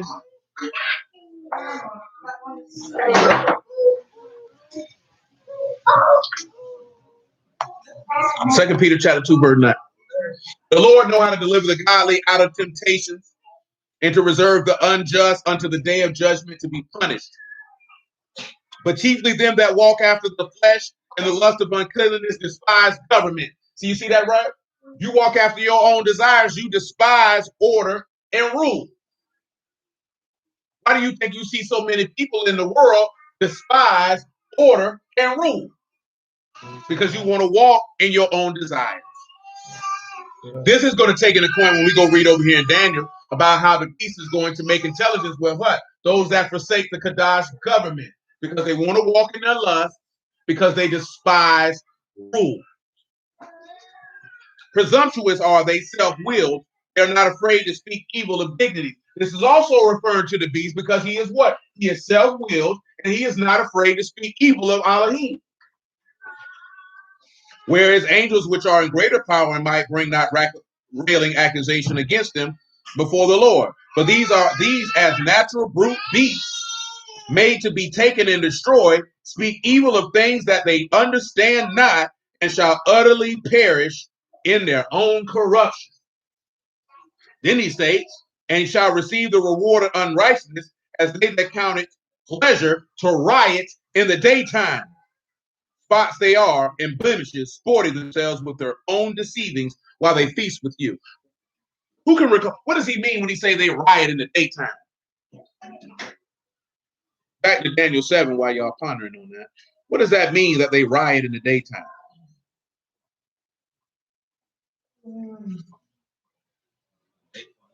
A little day party? You've been to a day party too? Was it all white party? Soon as you got there, you sat somewhere your pants were blemished to show you your father.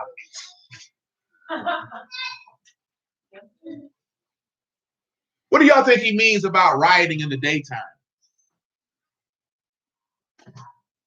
The easy one. You've already got an inclination and inkling early. If you can't recall where the inkling came from, it came from 9/11. What does he mean to riot in the daytime? Nah. See, you being two-dimensional right now. You got to get your fourth-dimensional mind on, maybe even the third. What does he mean by rioting in the daytime? But we know the song "The Freaks Come Out at Night." You used to play. Your mama used to play when you didn't. You used to be out there late night. Oh, that's right. She was playing Hot Boys. Keep quiet. Tonight is the night that we ride. Do it ready. Oh, that's why they're your favorite rappers. Mom Deuce had playing that instead of like a Lionel Richie. At least I want to be BG.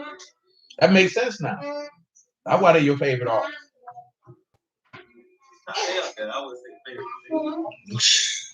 It's okay, cuz. Well, who your favorite artist is?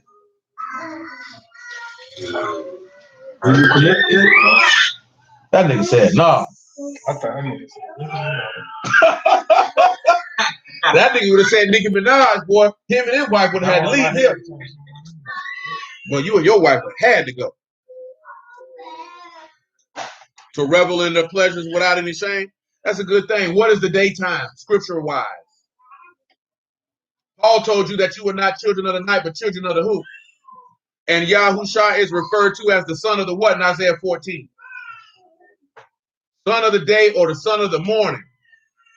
So when you're rioting in the daytime, that means with the illumination of Yahusha on the scene, you still will walk out here and commit sin knowing that there's light to expose of your folly. You have no darkness to cover your sin, but yet you out here with it. Didn't he tell you that in Job, that there is nowhere where the work of iniquities can hide themselves? Oh, y'all not familiar? Let me find that in Job. I can't recall off the top of my head. Were you over there crying, bird? I thought you was a big boy. I thought you was a big boy. Come over here to Job 34. Yes, ma'am. I'm back. I ain't started. I ain't went back over. I didn't want to find it. I had to go around here for the verse I was referring to. Come over here to Job 34 and 14. Loving man.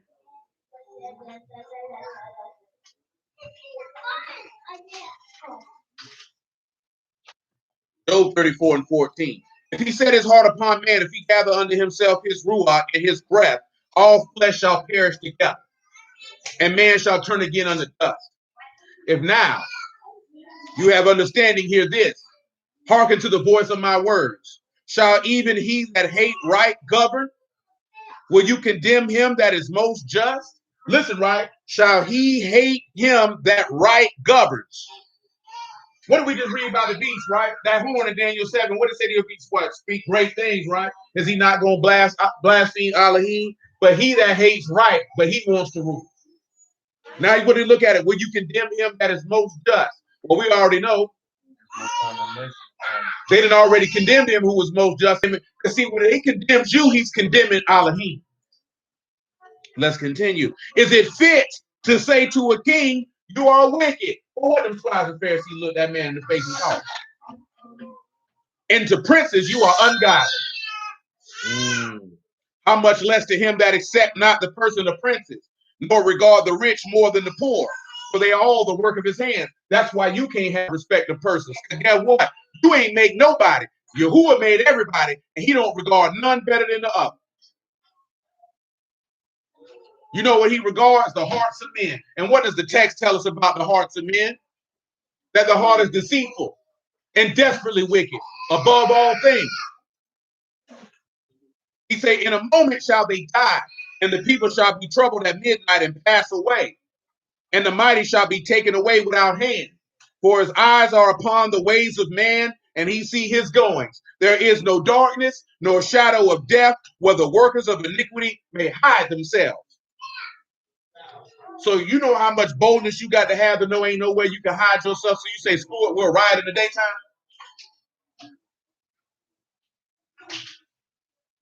That's what you're going to see. You're already seeing it now. That's why I mentioned that. Like this here, man, this ain't like, I might say it funny. But when we was looking at, nigga was disgusted. Like, of all the things to put on the show, you got two niggas performing intercourse on each other, and they had to be black men? And you put this on the screen like, nigga, we supposed to be cool with this? To see two niggas hunching, niggas, you serious, my nigga? And then, of course, if you don't know that's in the scene, you're not ready for that. The scene just cut, and that's what you get. You know what I'm saying? Now your whole night's ruined. Designated survivor. Man, it's a show about the president. Nigga, this was a nigga who worked for the president and a Secret Service agent. These niggas, then the next episode after that, they want to give you a training. But I mentioned that because what those most political shows, what they like to do is, because you have to remember, the majority of television networks, if you would say they were conservative or liberal, shows about whether it be, they don't make too much shows about Congress because nobody cares. You know what I'm talking about? But they make shows about the president. And when you see shows about the president, because see, they don't do it in movies too often, because usually it's a extinction level event that's going on, so they don't focus on politics. When you get a show like West Wing or House of Cards and things of that nature, they focus on policies. And when they focus on policies, they try to put their satanic, liberal, socialistic ideologies in their television show.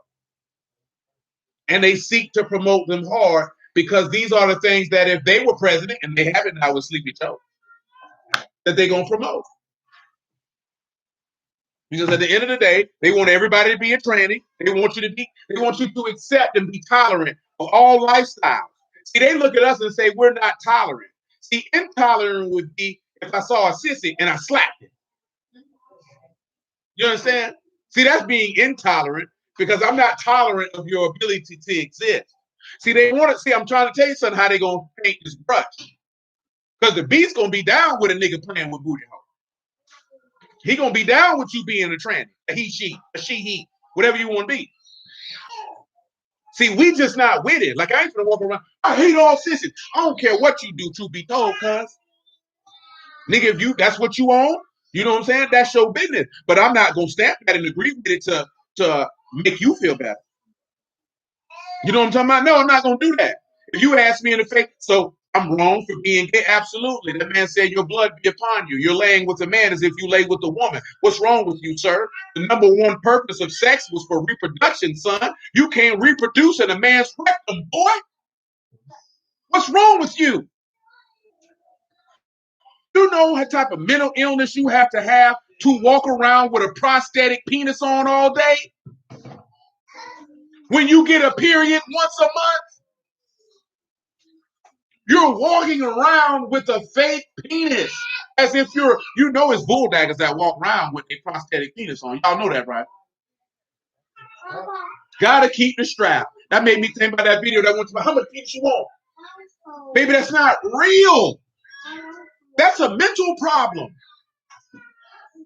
To hear lesbians talk about these women moan when somebody is performing fellatio on their strap on, you don't feel that. There are no nerve endings in there. You're not getting any pleasure from this. Ma'am, you're sick. There's something wrong with you. That's not even being funny. Do you not understand that is a mental derangement? You're pretending, ma'am. You're playing dress up. Sir, you are not a woman. You had to buy them titties. A nigga cut your penis off and tucked it to make you believe you have a vagina. There are no ovaries in there. You don't get a menstrual cycle. And then you know how worse it is? The woman who's pretending to be a man is getting with a man who's pretending to be a woman and getting pregnant. And then the he-man is pregnant.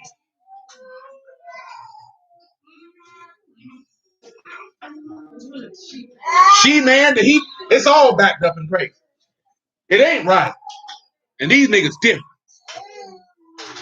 But I want you to sit back. When you sit back and you look at that, even without the godliness in play, nigga, there's something wrong with your head. You're dressed up like Charles and you have to go see your OBGYN. You're dressed up like Charles and you have polyps on your ovaries. You're dressed up like Charles and you went and bought Always with wings from the store. You have to look your mate in the face and say, "What's wrong, Bobby? I'm spotting." Nigga, what? You're a man. No, she's a woman. You went to the store and said, "My period is late. I need a pregnancy test." He said, "I thought you was a man." Whole time, your name is Bobby Earl. And you got a nigga standing next to you talking about that they are a lady and that is a man. Don't you know that most of these trannies don't even get their genitals clipped? So they just walk around dressed them out, except my transition. What are you transitioning to? All you did was change your clothes. You went to the store and bought skirts and dresses. How did you transition, nigga? Because you went to and got some estrogen pills. This is the stuff that they want us to accept and say that that's fine, and to teach it to your children. I watched a video where a room full of black women say, "Raise your son to be a feminist male." That boy gonna be gay. How are you a feminist male? How do you raise one? This the world. Why y'all think I be telling y'all the stuff I be telling you about protecting your children? Well, you have no idea how perverse, perverted, and corrupt that these people are out here in this world. But these things have ran amok. They have been astray. They are different. That junk ain't cool out here, because boy, you got some weirdo people out here raising kids.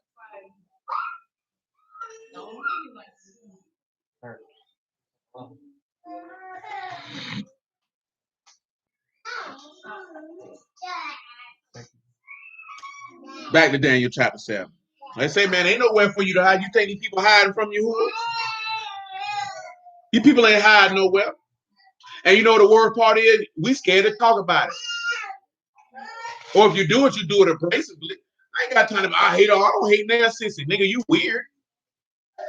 I don't know what another woman gonna do for you. I definitely don't know what another man gonna do for you. Something wrong with your brain.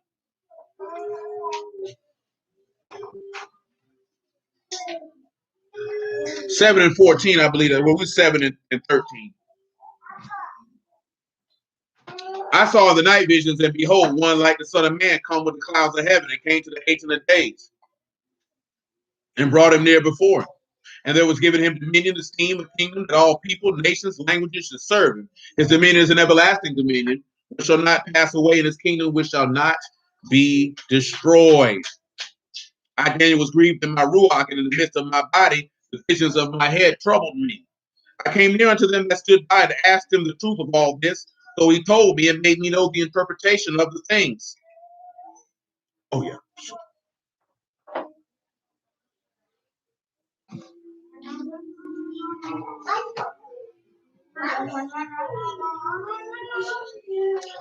These great beasts, which are four kings which shall arise out of the earth, but the saints of the Most High shall take the kingdom and possess the kingdom forever and ever.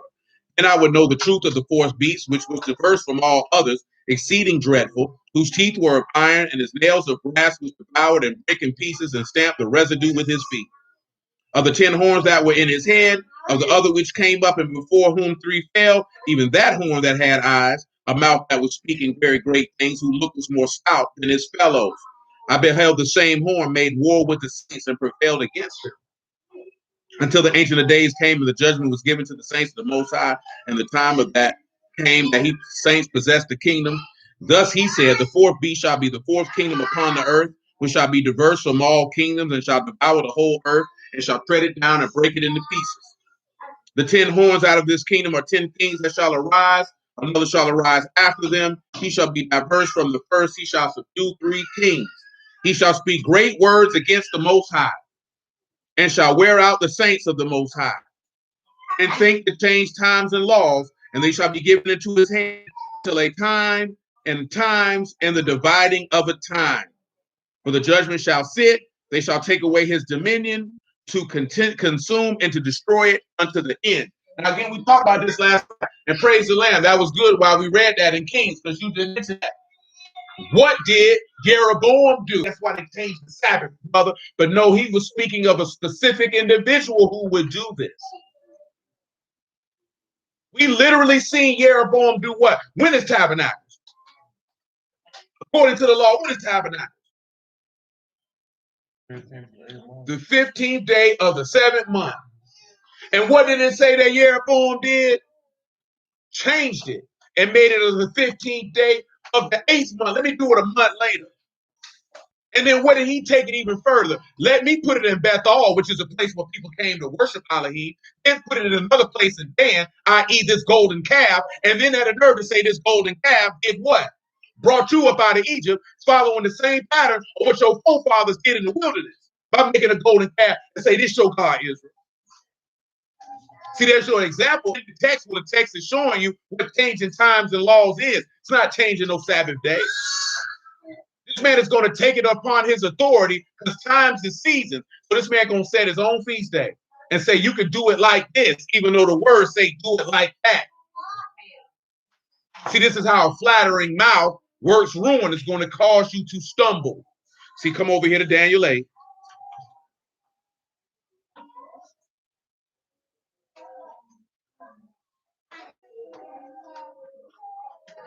Well, we don't even need to read this because we just read it already not too long ago. Now, Daniel 8 says he has understanding of what? Dark sentences. It says that he is going to use through his policy or through his craftiness the ability to what? To deceive. And through peace, he's going to deceive many. Yahushua came, he came in what? He came in Solomon, he came in peace. But yet he would speak. Remember, he's a mirror. And guess what? This man gonna sit upon his throne and mock everyone to the teeth. Come over here, Daniel 11. This stuff we've been looking at, so we just want to focus on the key points and keep it moving.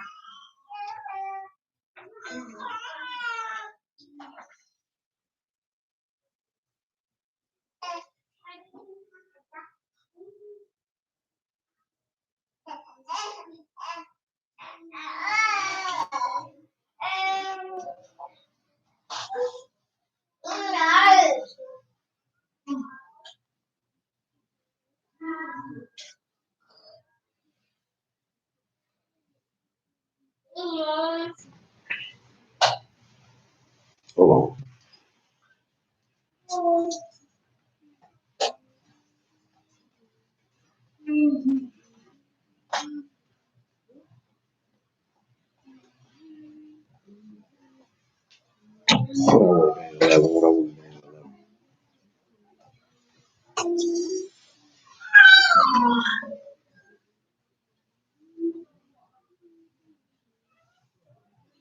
11 and 28.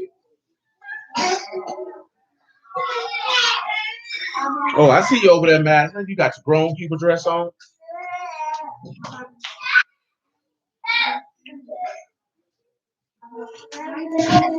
What you over there talking about? Mm-hmm. Yeah. Daniel 11:28. Amen. Amen. Shalom, man. Say, then shall he return to his land with great riches, and his heart shall be against the Kadash covenant. And he shall do exploits and return to his own land. So notice, what is the beast's heart against? His heart is against the word. Now, again, if his heart is against the Kadash covenant, in reality, what is his heart really against? Indeed. And when we say Yahuwah in this instance, we talking about Yahushua himself. Because remember, what did we read? This is my blood in a new covenant, which is shed for many for the remission of sins. So what is his heart really against? His heart is against the remitting of sins and the gift of life through the Ruach. That's what this man got a problem with. Now, why would the beast have a problem with that? Because he can't do it. He can't remit sins and he can't give life. What did we just read about him? All he can do is steal, kill, and destroy. That's all he can do. Because Yahushua said, I came to give them life and that they might have it in abundance. See, he can give that. Satan, and why Satan can't give that? Because he don't speak according to the law and the testimony. Therefore, there is no light, aka there is no life in him. Because what is he? He was a murderer from the what? From the beginning, and uphold not the truth, because there is no truth in him. And when you don't abide in the truth, then you don't have life. Which is why a liar is akin to a murderer, because a liar takes life away.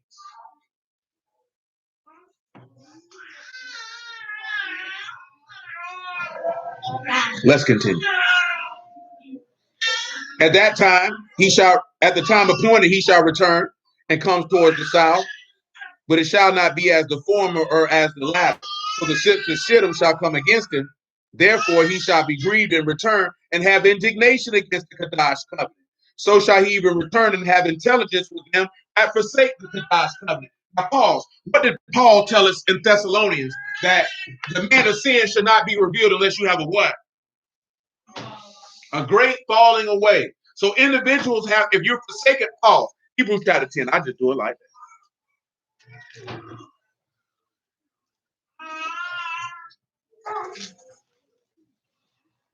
Hebrews 10.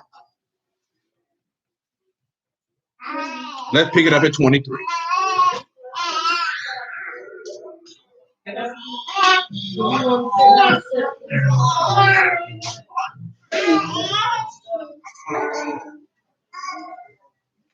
Hebrews 10 and 23. Let us hold fast the profession of our faith without wavering, for he is faithful that promise.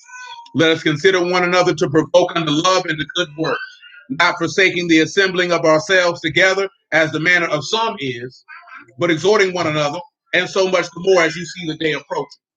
For if we sin willfully after we have received the knowledge of the truth, there remain no more sacrifice for sin, but a certain fearful looking for of judgment and of fiery indignation which shall devour the adversaries.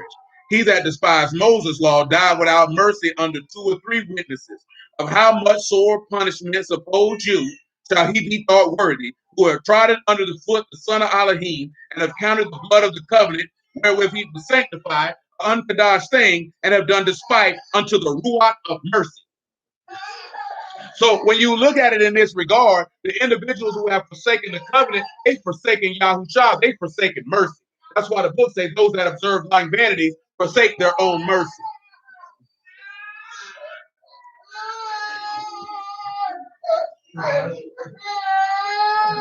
Let's return.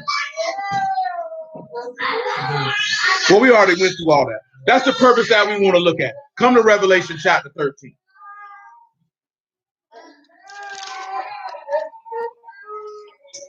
Ready, little Joe?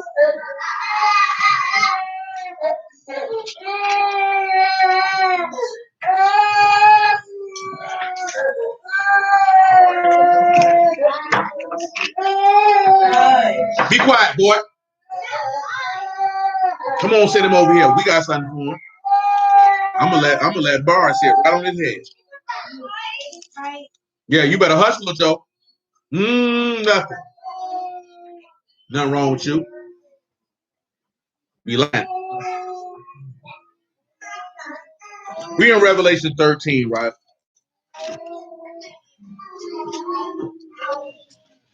First things first is we want to look at verse 3. Of course, it's not a lot of detail, so we want to take the key points to what we can see what the beast is going to do and how he's fulfilling these 7 abominations. And then we'll go back and look at Matthew chapter 24.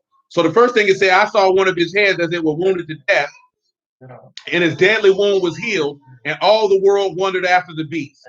They that worship the serpent, which gave power unto the beast, and they worship the beast, saying, who is like unto the beast, who is able to make war with him? Verse 4 say the people worship who? They worship in who? They worship in Satan. So if they worship in Satan, what are they already worshiping? Pride, lust, and lies.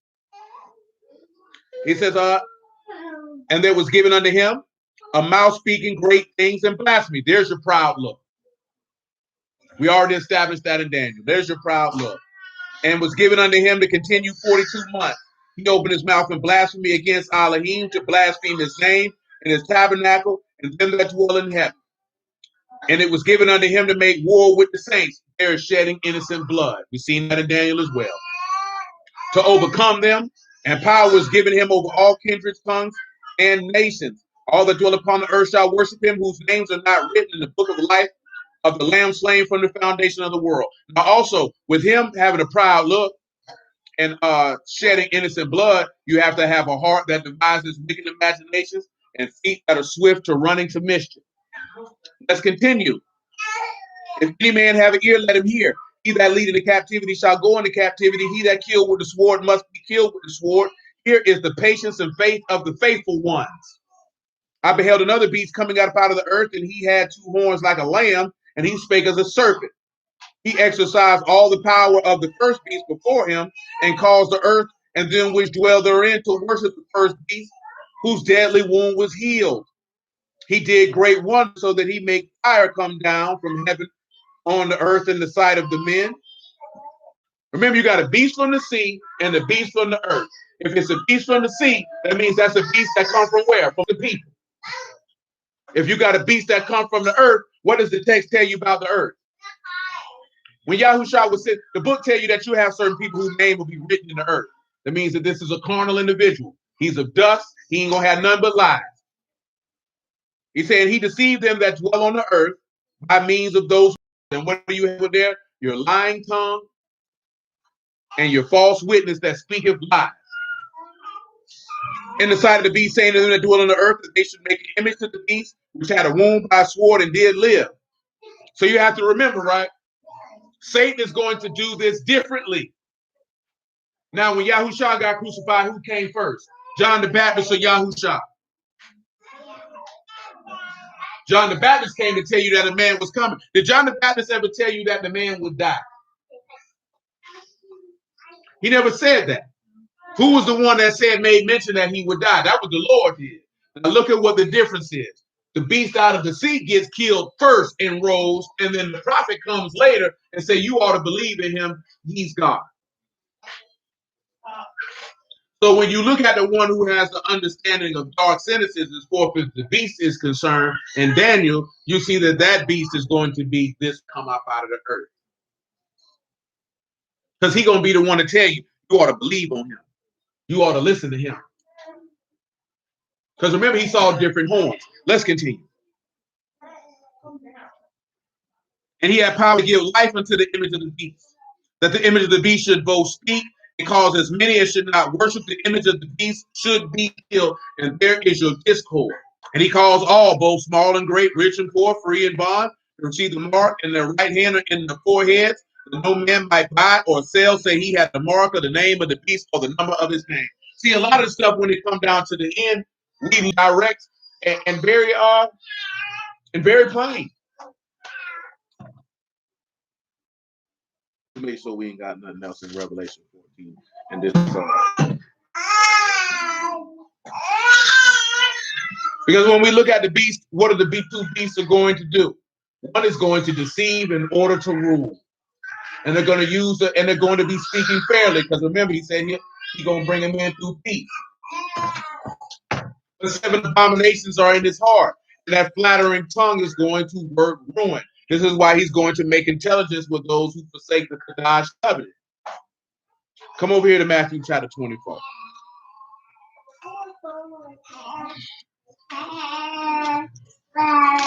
Who is that? It doesn't sound like any noise is coming. Yeah, but it's her the whole time. Oh, that's what you call it? Did anyone ask you that? No. But you are accurate, but I don't think anyone asked you if the baby was cooing or not. How do you know? She could be using the bathroom.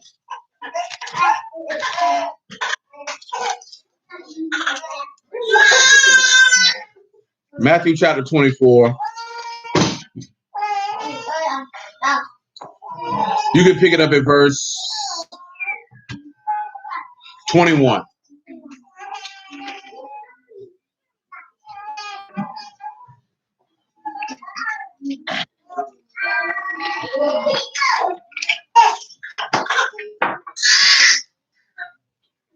He said, for then shall be great tribulation, such as was not since the beginning of Jordan. There shall no flesh be saved, but for the elect's sake, those days shorten. Now, we already read that in Daniel 12, and we talked about that a little bit. When you're looking at it, at the fact that there's going to be a lot of a time of great trouble or great vexing. And we talked about that a little bit in verse 24. When he say, if you faint in the day of adversity, your strength is small. If you faint in the day of trouble, your strength is small because you're going to see a lot of trouble. And I just want your minds to be prepped and prepared. That's why I asked you about that earlier. Have you thought about being killed or incarcerated? And why I mentioned that last night about your ability to handle stress. Because if you don't have, and your ability to handle stress should be great if you say you serve Elohim, number one, because he's the Elohim of comfort. Number two, do y'all not understand how easy it is to deal with something if you already knew it happened before it happened? That means you're in a position of strength. See, the thing of that comes where, like you mentioned earlier, see, the thing where anxiety and trepidation come from is when you don't know what's going to happen. But when he's already told you what's going to happen, how it's going to happen, where it's going to happen, and giving you the clues to know what's going to happen, the anxiety is removed because now you're not in a reacting position. You can be proactive and not reactive. See, when you don't know what's going to happen, then you can only be reactive because you're not prepared. But when you know what's going to happen, your soul is our matter of fact, case in point. Yahweh told his apostles, and John, he said, I do these things so you won't be what? Offended. They're going to kill you and think they do Elohim service. They're going to put you out of the synagogue. He said, I've already told this. Matter of fact, let's just look at that real quick. John 16.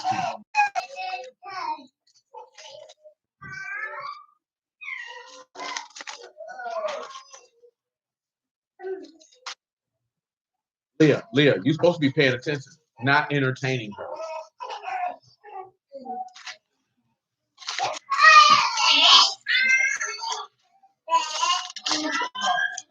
John chapter 6.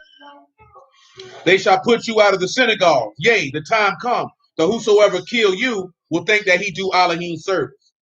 These things will they do unto you because they have the people that forsake the covenant don't know Elohim. Clearly, the beasts don't know Elohim.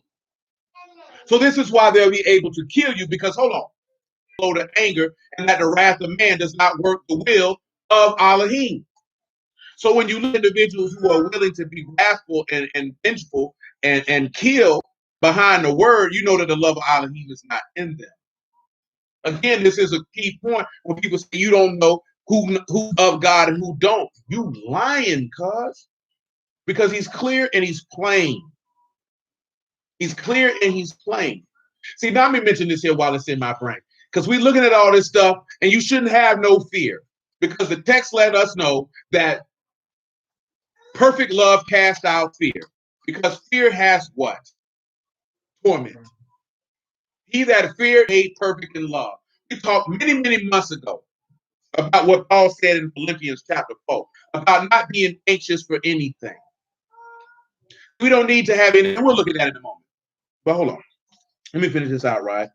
These things have I told you, that when the time shall come, that you may remember that I told you them. And these things I said not unto you at the beginning, because I was with you. So he wants them to know that I told you all this stuff. So when it happens, you'll remember that I told you this. Let's go back and look at it, because Yahushua is going to say that same type of thing again in the 20th of Matthew.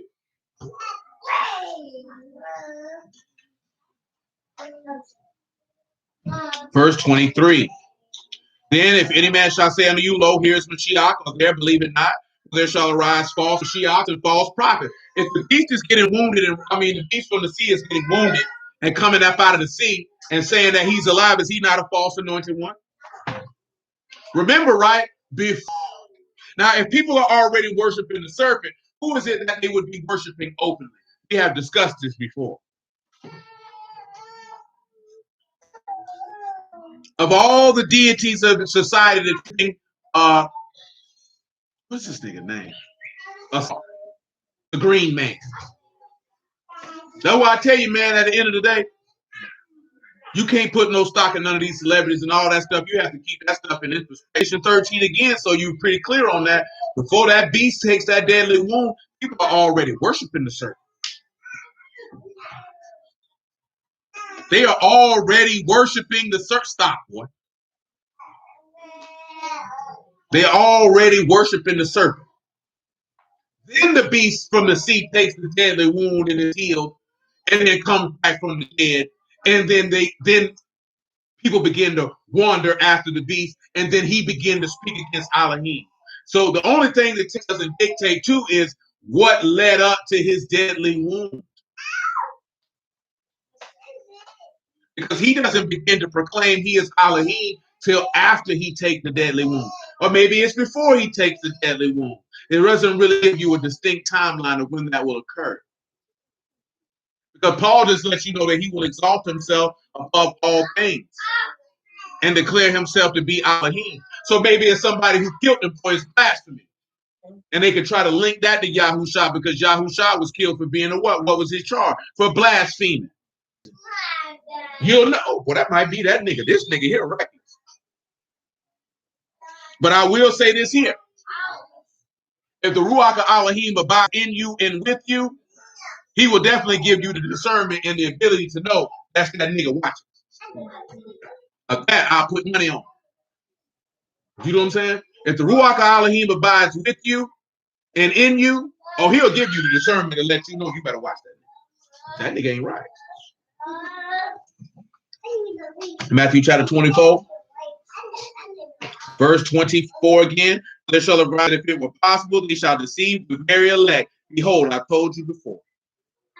What he just said? Well, he just told you. I told you now. I done told you. You know what he just said? I done told you. Because guess who else told you this? Daniel told you this. Isaiah has told you this. Because we just seen the people say they'll curse their Elohim when things become severe. And that they'll be taken over by darkness. Well, what gets you taken over by darkness? Because you don't walk in light. You don't walk in the word, so you stumble. You don't know where you're going. So a lot of people don't have no direction because they don't want no light, no path, no to the path of their feet. See, come to Psalm 27 on general principle. Hey, little boy. See, you hard-headed. Come here so I can bop you in your nose. No, just stay there.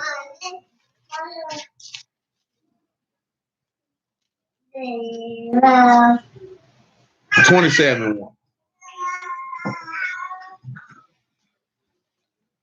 Come here, boy. Who is the light in my salvation? Whom shall I fear? Yahuwah is the strength of my life. Whom shall I be afraid?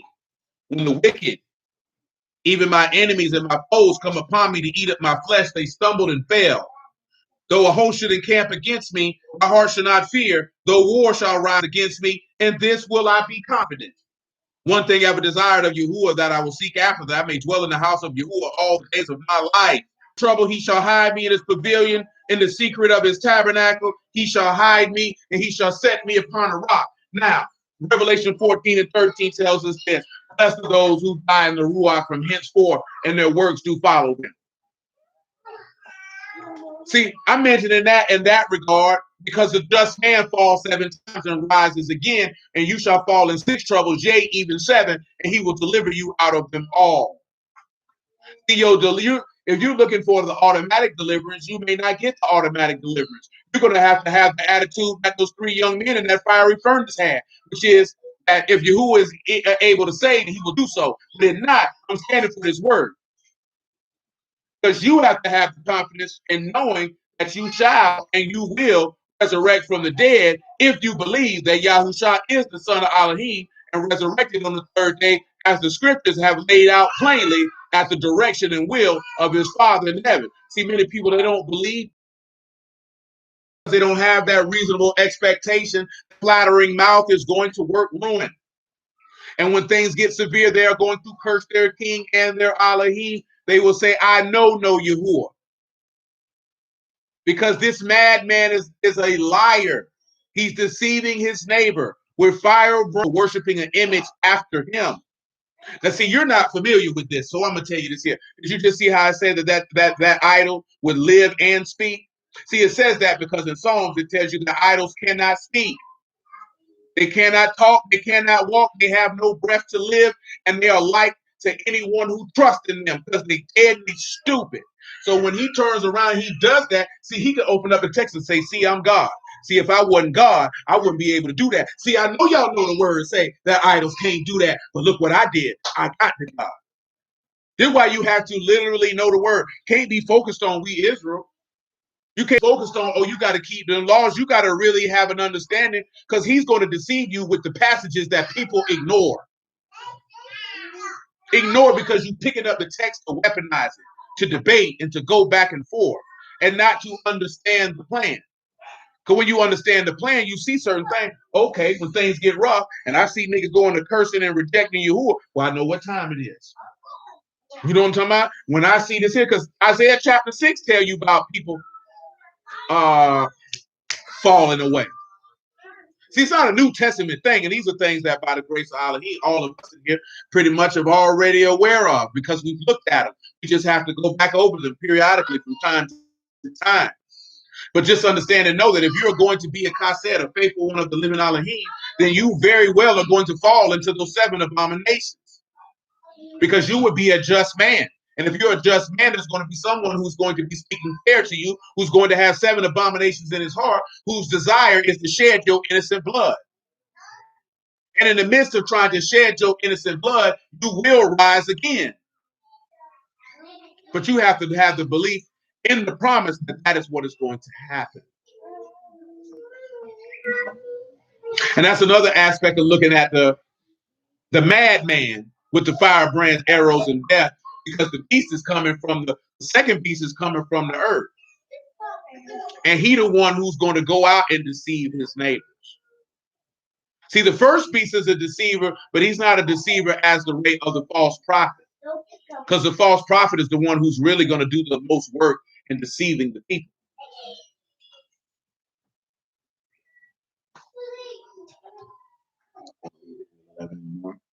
Oh, yes. Philippians chapter 4. This is what we will conclude for the evening. 4 and 4. Rejoice in the Lord always. And again, I say rejoice. Let your moderation be known unto all men. The Lord is at hand. The Greek word for moderation here is that which is mild and gentle, suitable or seeming. Your patience. Let your patience be known to everyone. Be careful for nothing. When you look at careful, that is dealing with anxiety. Careful in this act is to be anxious, to be troubled with cares. What is it? What does he tell us when we were looking at the parable of the sower? He tells you that the one that sowed his seed among the thorns is the one who was caught up with the cares and affairs of this life, and it choked off the word that it don't bring forth no fruit. So when you look at it about being, you don't need to be concerned, distressed, or troubled for anything. Consider what he tells you to do. And we've looked at this before, and I'll give you the quick one. But in everything by prayer and supplication with thanksgiving, let your requests be known unto Elohim. When Yahushua was anxious, what is the first thing that he went and done? Right. He went and prayed. He made his request be known to Elohim. And matter of fact, he just didn't say, give me this here. He came giving thanks, first and foremost. Then he say, and the shalom by Elohim, which pass all understanding, shall keep your hearts and minds through Mashiach Yahushua. So when you have done this, because remember, there's no peace to the wicked. So he gives peace to his saints, and that understanding of that peace that comes through the word, because remember, he's going to make a shalom with you, or a covenant of peace. And we just read somewhere we say he'll cause you to remember everything what he said unto you did it not. That is what will comfort your heart. See, the word is very, very easy to master. It's just the desire. He said, listen, what he said, finally, brethren, this is the next step that you do. Whatsoever things are true, whatsoever things are honest, whatsoever things are just, whatsoever things are pure, whatsoever things are lovely, whatsoever things are of good report, if there be any virtue, if there be any praise, think on those things. See, the world wants you to focus on so much negativity. But look what he told you to do when you find yourself in this type of position. Think on the faith, the things that you know are true. Because he said the Ruach is what? Is truth. Then he told you to think on the things that are honest, the things that are just, or the things that are righteous, whatever is pure, whatever is lovely or delightful, if you would, whatsoever things are of good report, aka the gospel. And if there be any virtue, any praise, that's where you have to let your mind. When you do that, the anxiousness goes away. See, if you focus on the problem, it'll never go away. And see, that's the difference between men and women. Because men are seeking to solve problems. A man doesn't have time to sit back and be anxious and focus on trouble. That's not beneficial to anyone under his charge. He has to figure that out and solve that. That's why a lot of women look at dudes funny who don't have the ability to solve problems. See, y'all used to talking to each other. I didn't want a solution. I just wanted you to listen and talk to your homegirls. Because see, what ends up happening when you do that, when you come to him to want to solve the problem, he's not going to want to do it because all you do is want to vent. If you don't want the problem, that's like going to you who I just want to vent to my God. That man don't want to hear that crap, them vain words.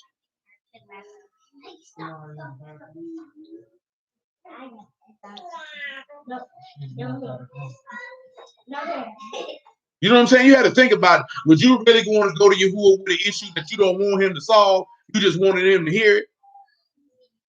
Do you see how simple that sounds?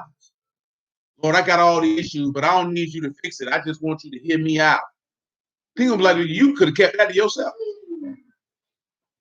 I really think, would you go before the throne? If you had an opportunity to go before the throne, you're going to go before the throne and not get whatever you need fixed. You just want to go up there and talk and be heard. What type of sense does that make? That you got an opportunity to have audience with the Elohim of all the earth, and you just want to just get something off your chest. And when he tell you, oh, my child, this is what I'm going to do. Oh, I didn't want you to solve it, Lord. I just want you to listen. Nigga, what? Does that even make any sense? So why would you go to a man who's in his steed and say, oh, baby, I didn't want you to give me no solution to it. I just wanted you to listen. That makes absolutely no sense. Because that means really you're actually comfortable whatever the problem is. You want the problem to subsist and persist until it gets to the point where it's unbearable, and then you want somebody to come fix it. And ain't nobody going to want to come fix it. Because when you had the opportunity to fix it, you allowed it to grow and fester. That's why we get destroyed with sin, because we don't really want nobody to fix it. You just want somebody to listen and feel sorry for you. Do you know if you do something stupid, don't nobody owe you no understanding whatsoever? Like, do you really feel like if you do something stupid that people should have, you should have compassion on showing? But at the end of the day, let's put it this way. If one of you niggas walked out here and slapped somebody dead in the mouth and that person beat you up, ain't nobody had no compassion on you. You were stupid. That was a dumb move on your part. What do you expect me to do? Tell you that nigga should have beat you up like that? Well, you shouldn't have slapped him. You know what I'm saying? You're not going to get any compassion when you put yourself in negative situations and then they blow up in your face. You're just going to have to take responsibility and accountability for your bad decision, learn from it, and don't do it again. See, you get compassion and mercy when things happen. See, like if you're not in a position, if I sinned against you, ain't nobody here in the position to have mercy and compassion for something I did to you. There's no way that they could have mercy on us for that. That's impossible. I didn't do anything to them. I just had to talk to somebody about that. They wronged somebody, and they say it felt great to show mercy. How can you show mercy when you're in the wrong? That person can only show mercy to you. Outside people can't even show mercy to you. That's impossible. You didn't sin against them. Like if you a thief and people choose not to associate with you because you a thief, you can't get offended because these people don't want to be around you because you have, what's the word I'm looking for? I want to say. You have disparaged the amount of trust that they're going to have with you. It means you would actually have to have a time period of bringing forth fruits meet for repentance to rebuild that. See, individuals don't want to see it that way. We feel like a I'm sorry absolves everything, and that don't even work in heaven. You can repent, say, Abba, forgive me, but then you're going to have to do what? Bring forth fruits meet for repentance. Anybody can say, I'm sorry, forgive me. That doesn't mean that your actions have changed because the repentance is through the word. I remember you say, so if I just say, God, forgive me, and I slap somebody, that means I'm good. That's how people feel, that I'm sorry. See, we can forgive you, but that doesn't mean that things will go back to normal. And see, that's what we want, things to go back to normal. But you have to sit back and take into account the consequences of a choice that you make. See, the same way when I texted you and said you have a fearful look of indignation and wrath, because you feel like if you do something, that shouldn't change anything and everything should go on as it is. See, that's what happened with Adam and Eve. They ate from the tree of knowledge of good and evil and thought that everything was just going to continue as it was. But did it, though? There was a consequence to that. And that means that causes us that you need to think about what you say and what you do because there's consequences for it. And you can't dictate how them consequences fall. You can't dictate it. A lot of people like to want to dictate it, but you can't dictate it. So with that being said, hallelujah. You can stop right there. I bless everybody out of the house of Elohim in the name of Yahweh. I appreciate this time. You who are willing, we'll crank this back up. Y'all know Monday night, 8 p.m. Monday the first, man. Yeah, Monday night, 8 p.m. We're going to crank it up, make it do what it do. For Purim. So I appreciate y'all. Slow, man. Again, just weigh and consider. You who are willing, we pick it up on the flip side. And till that time. What's wrong with you, boy?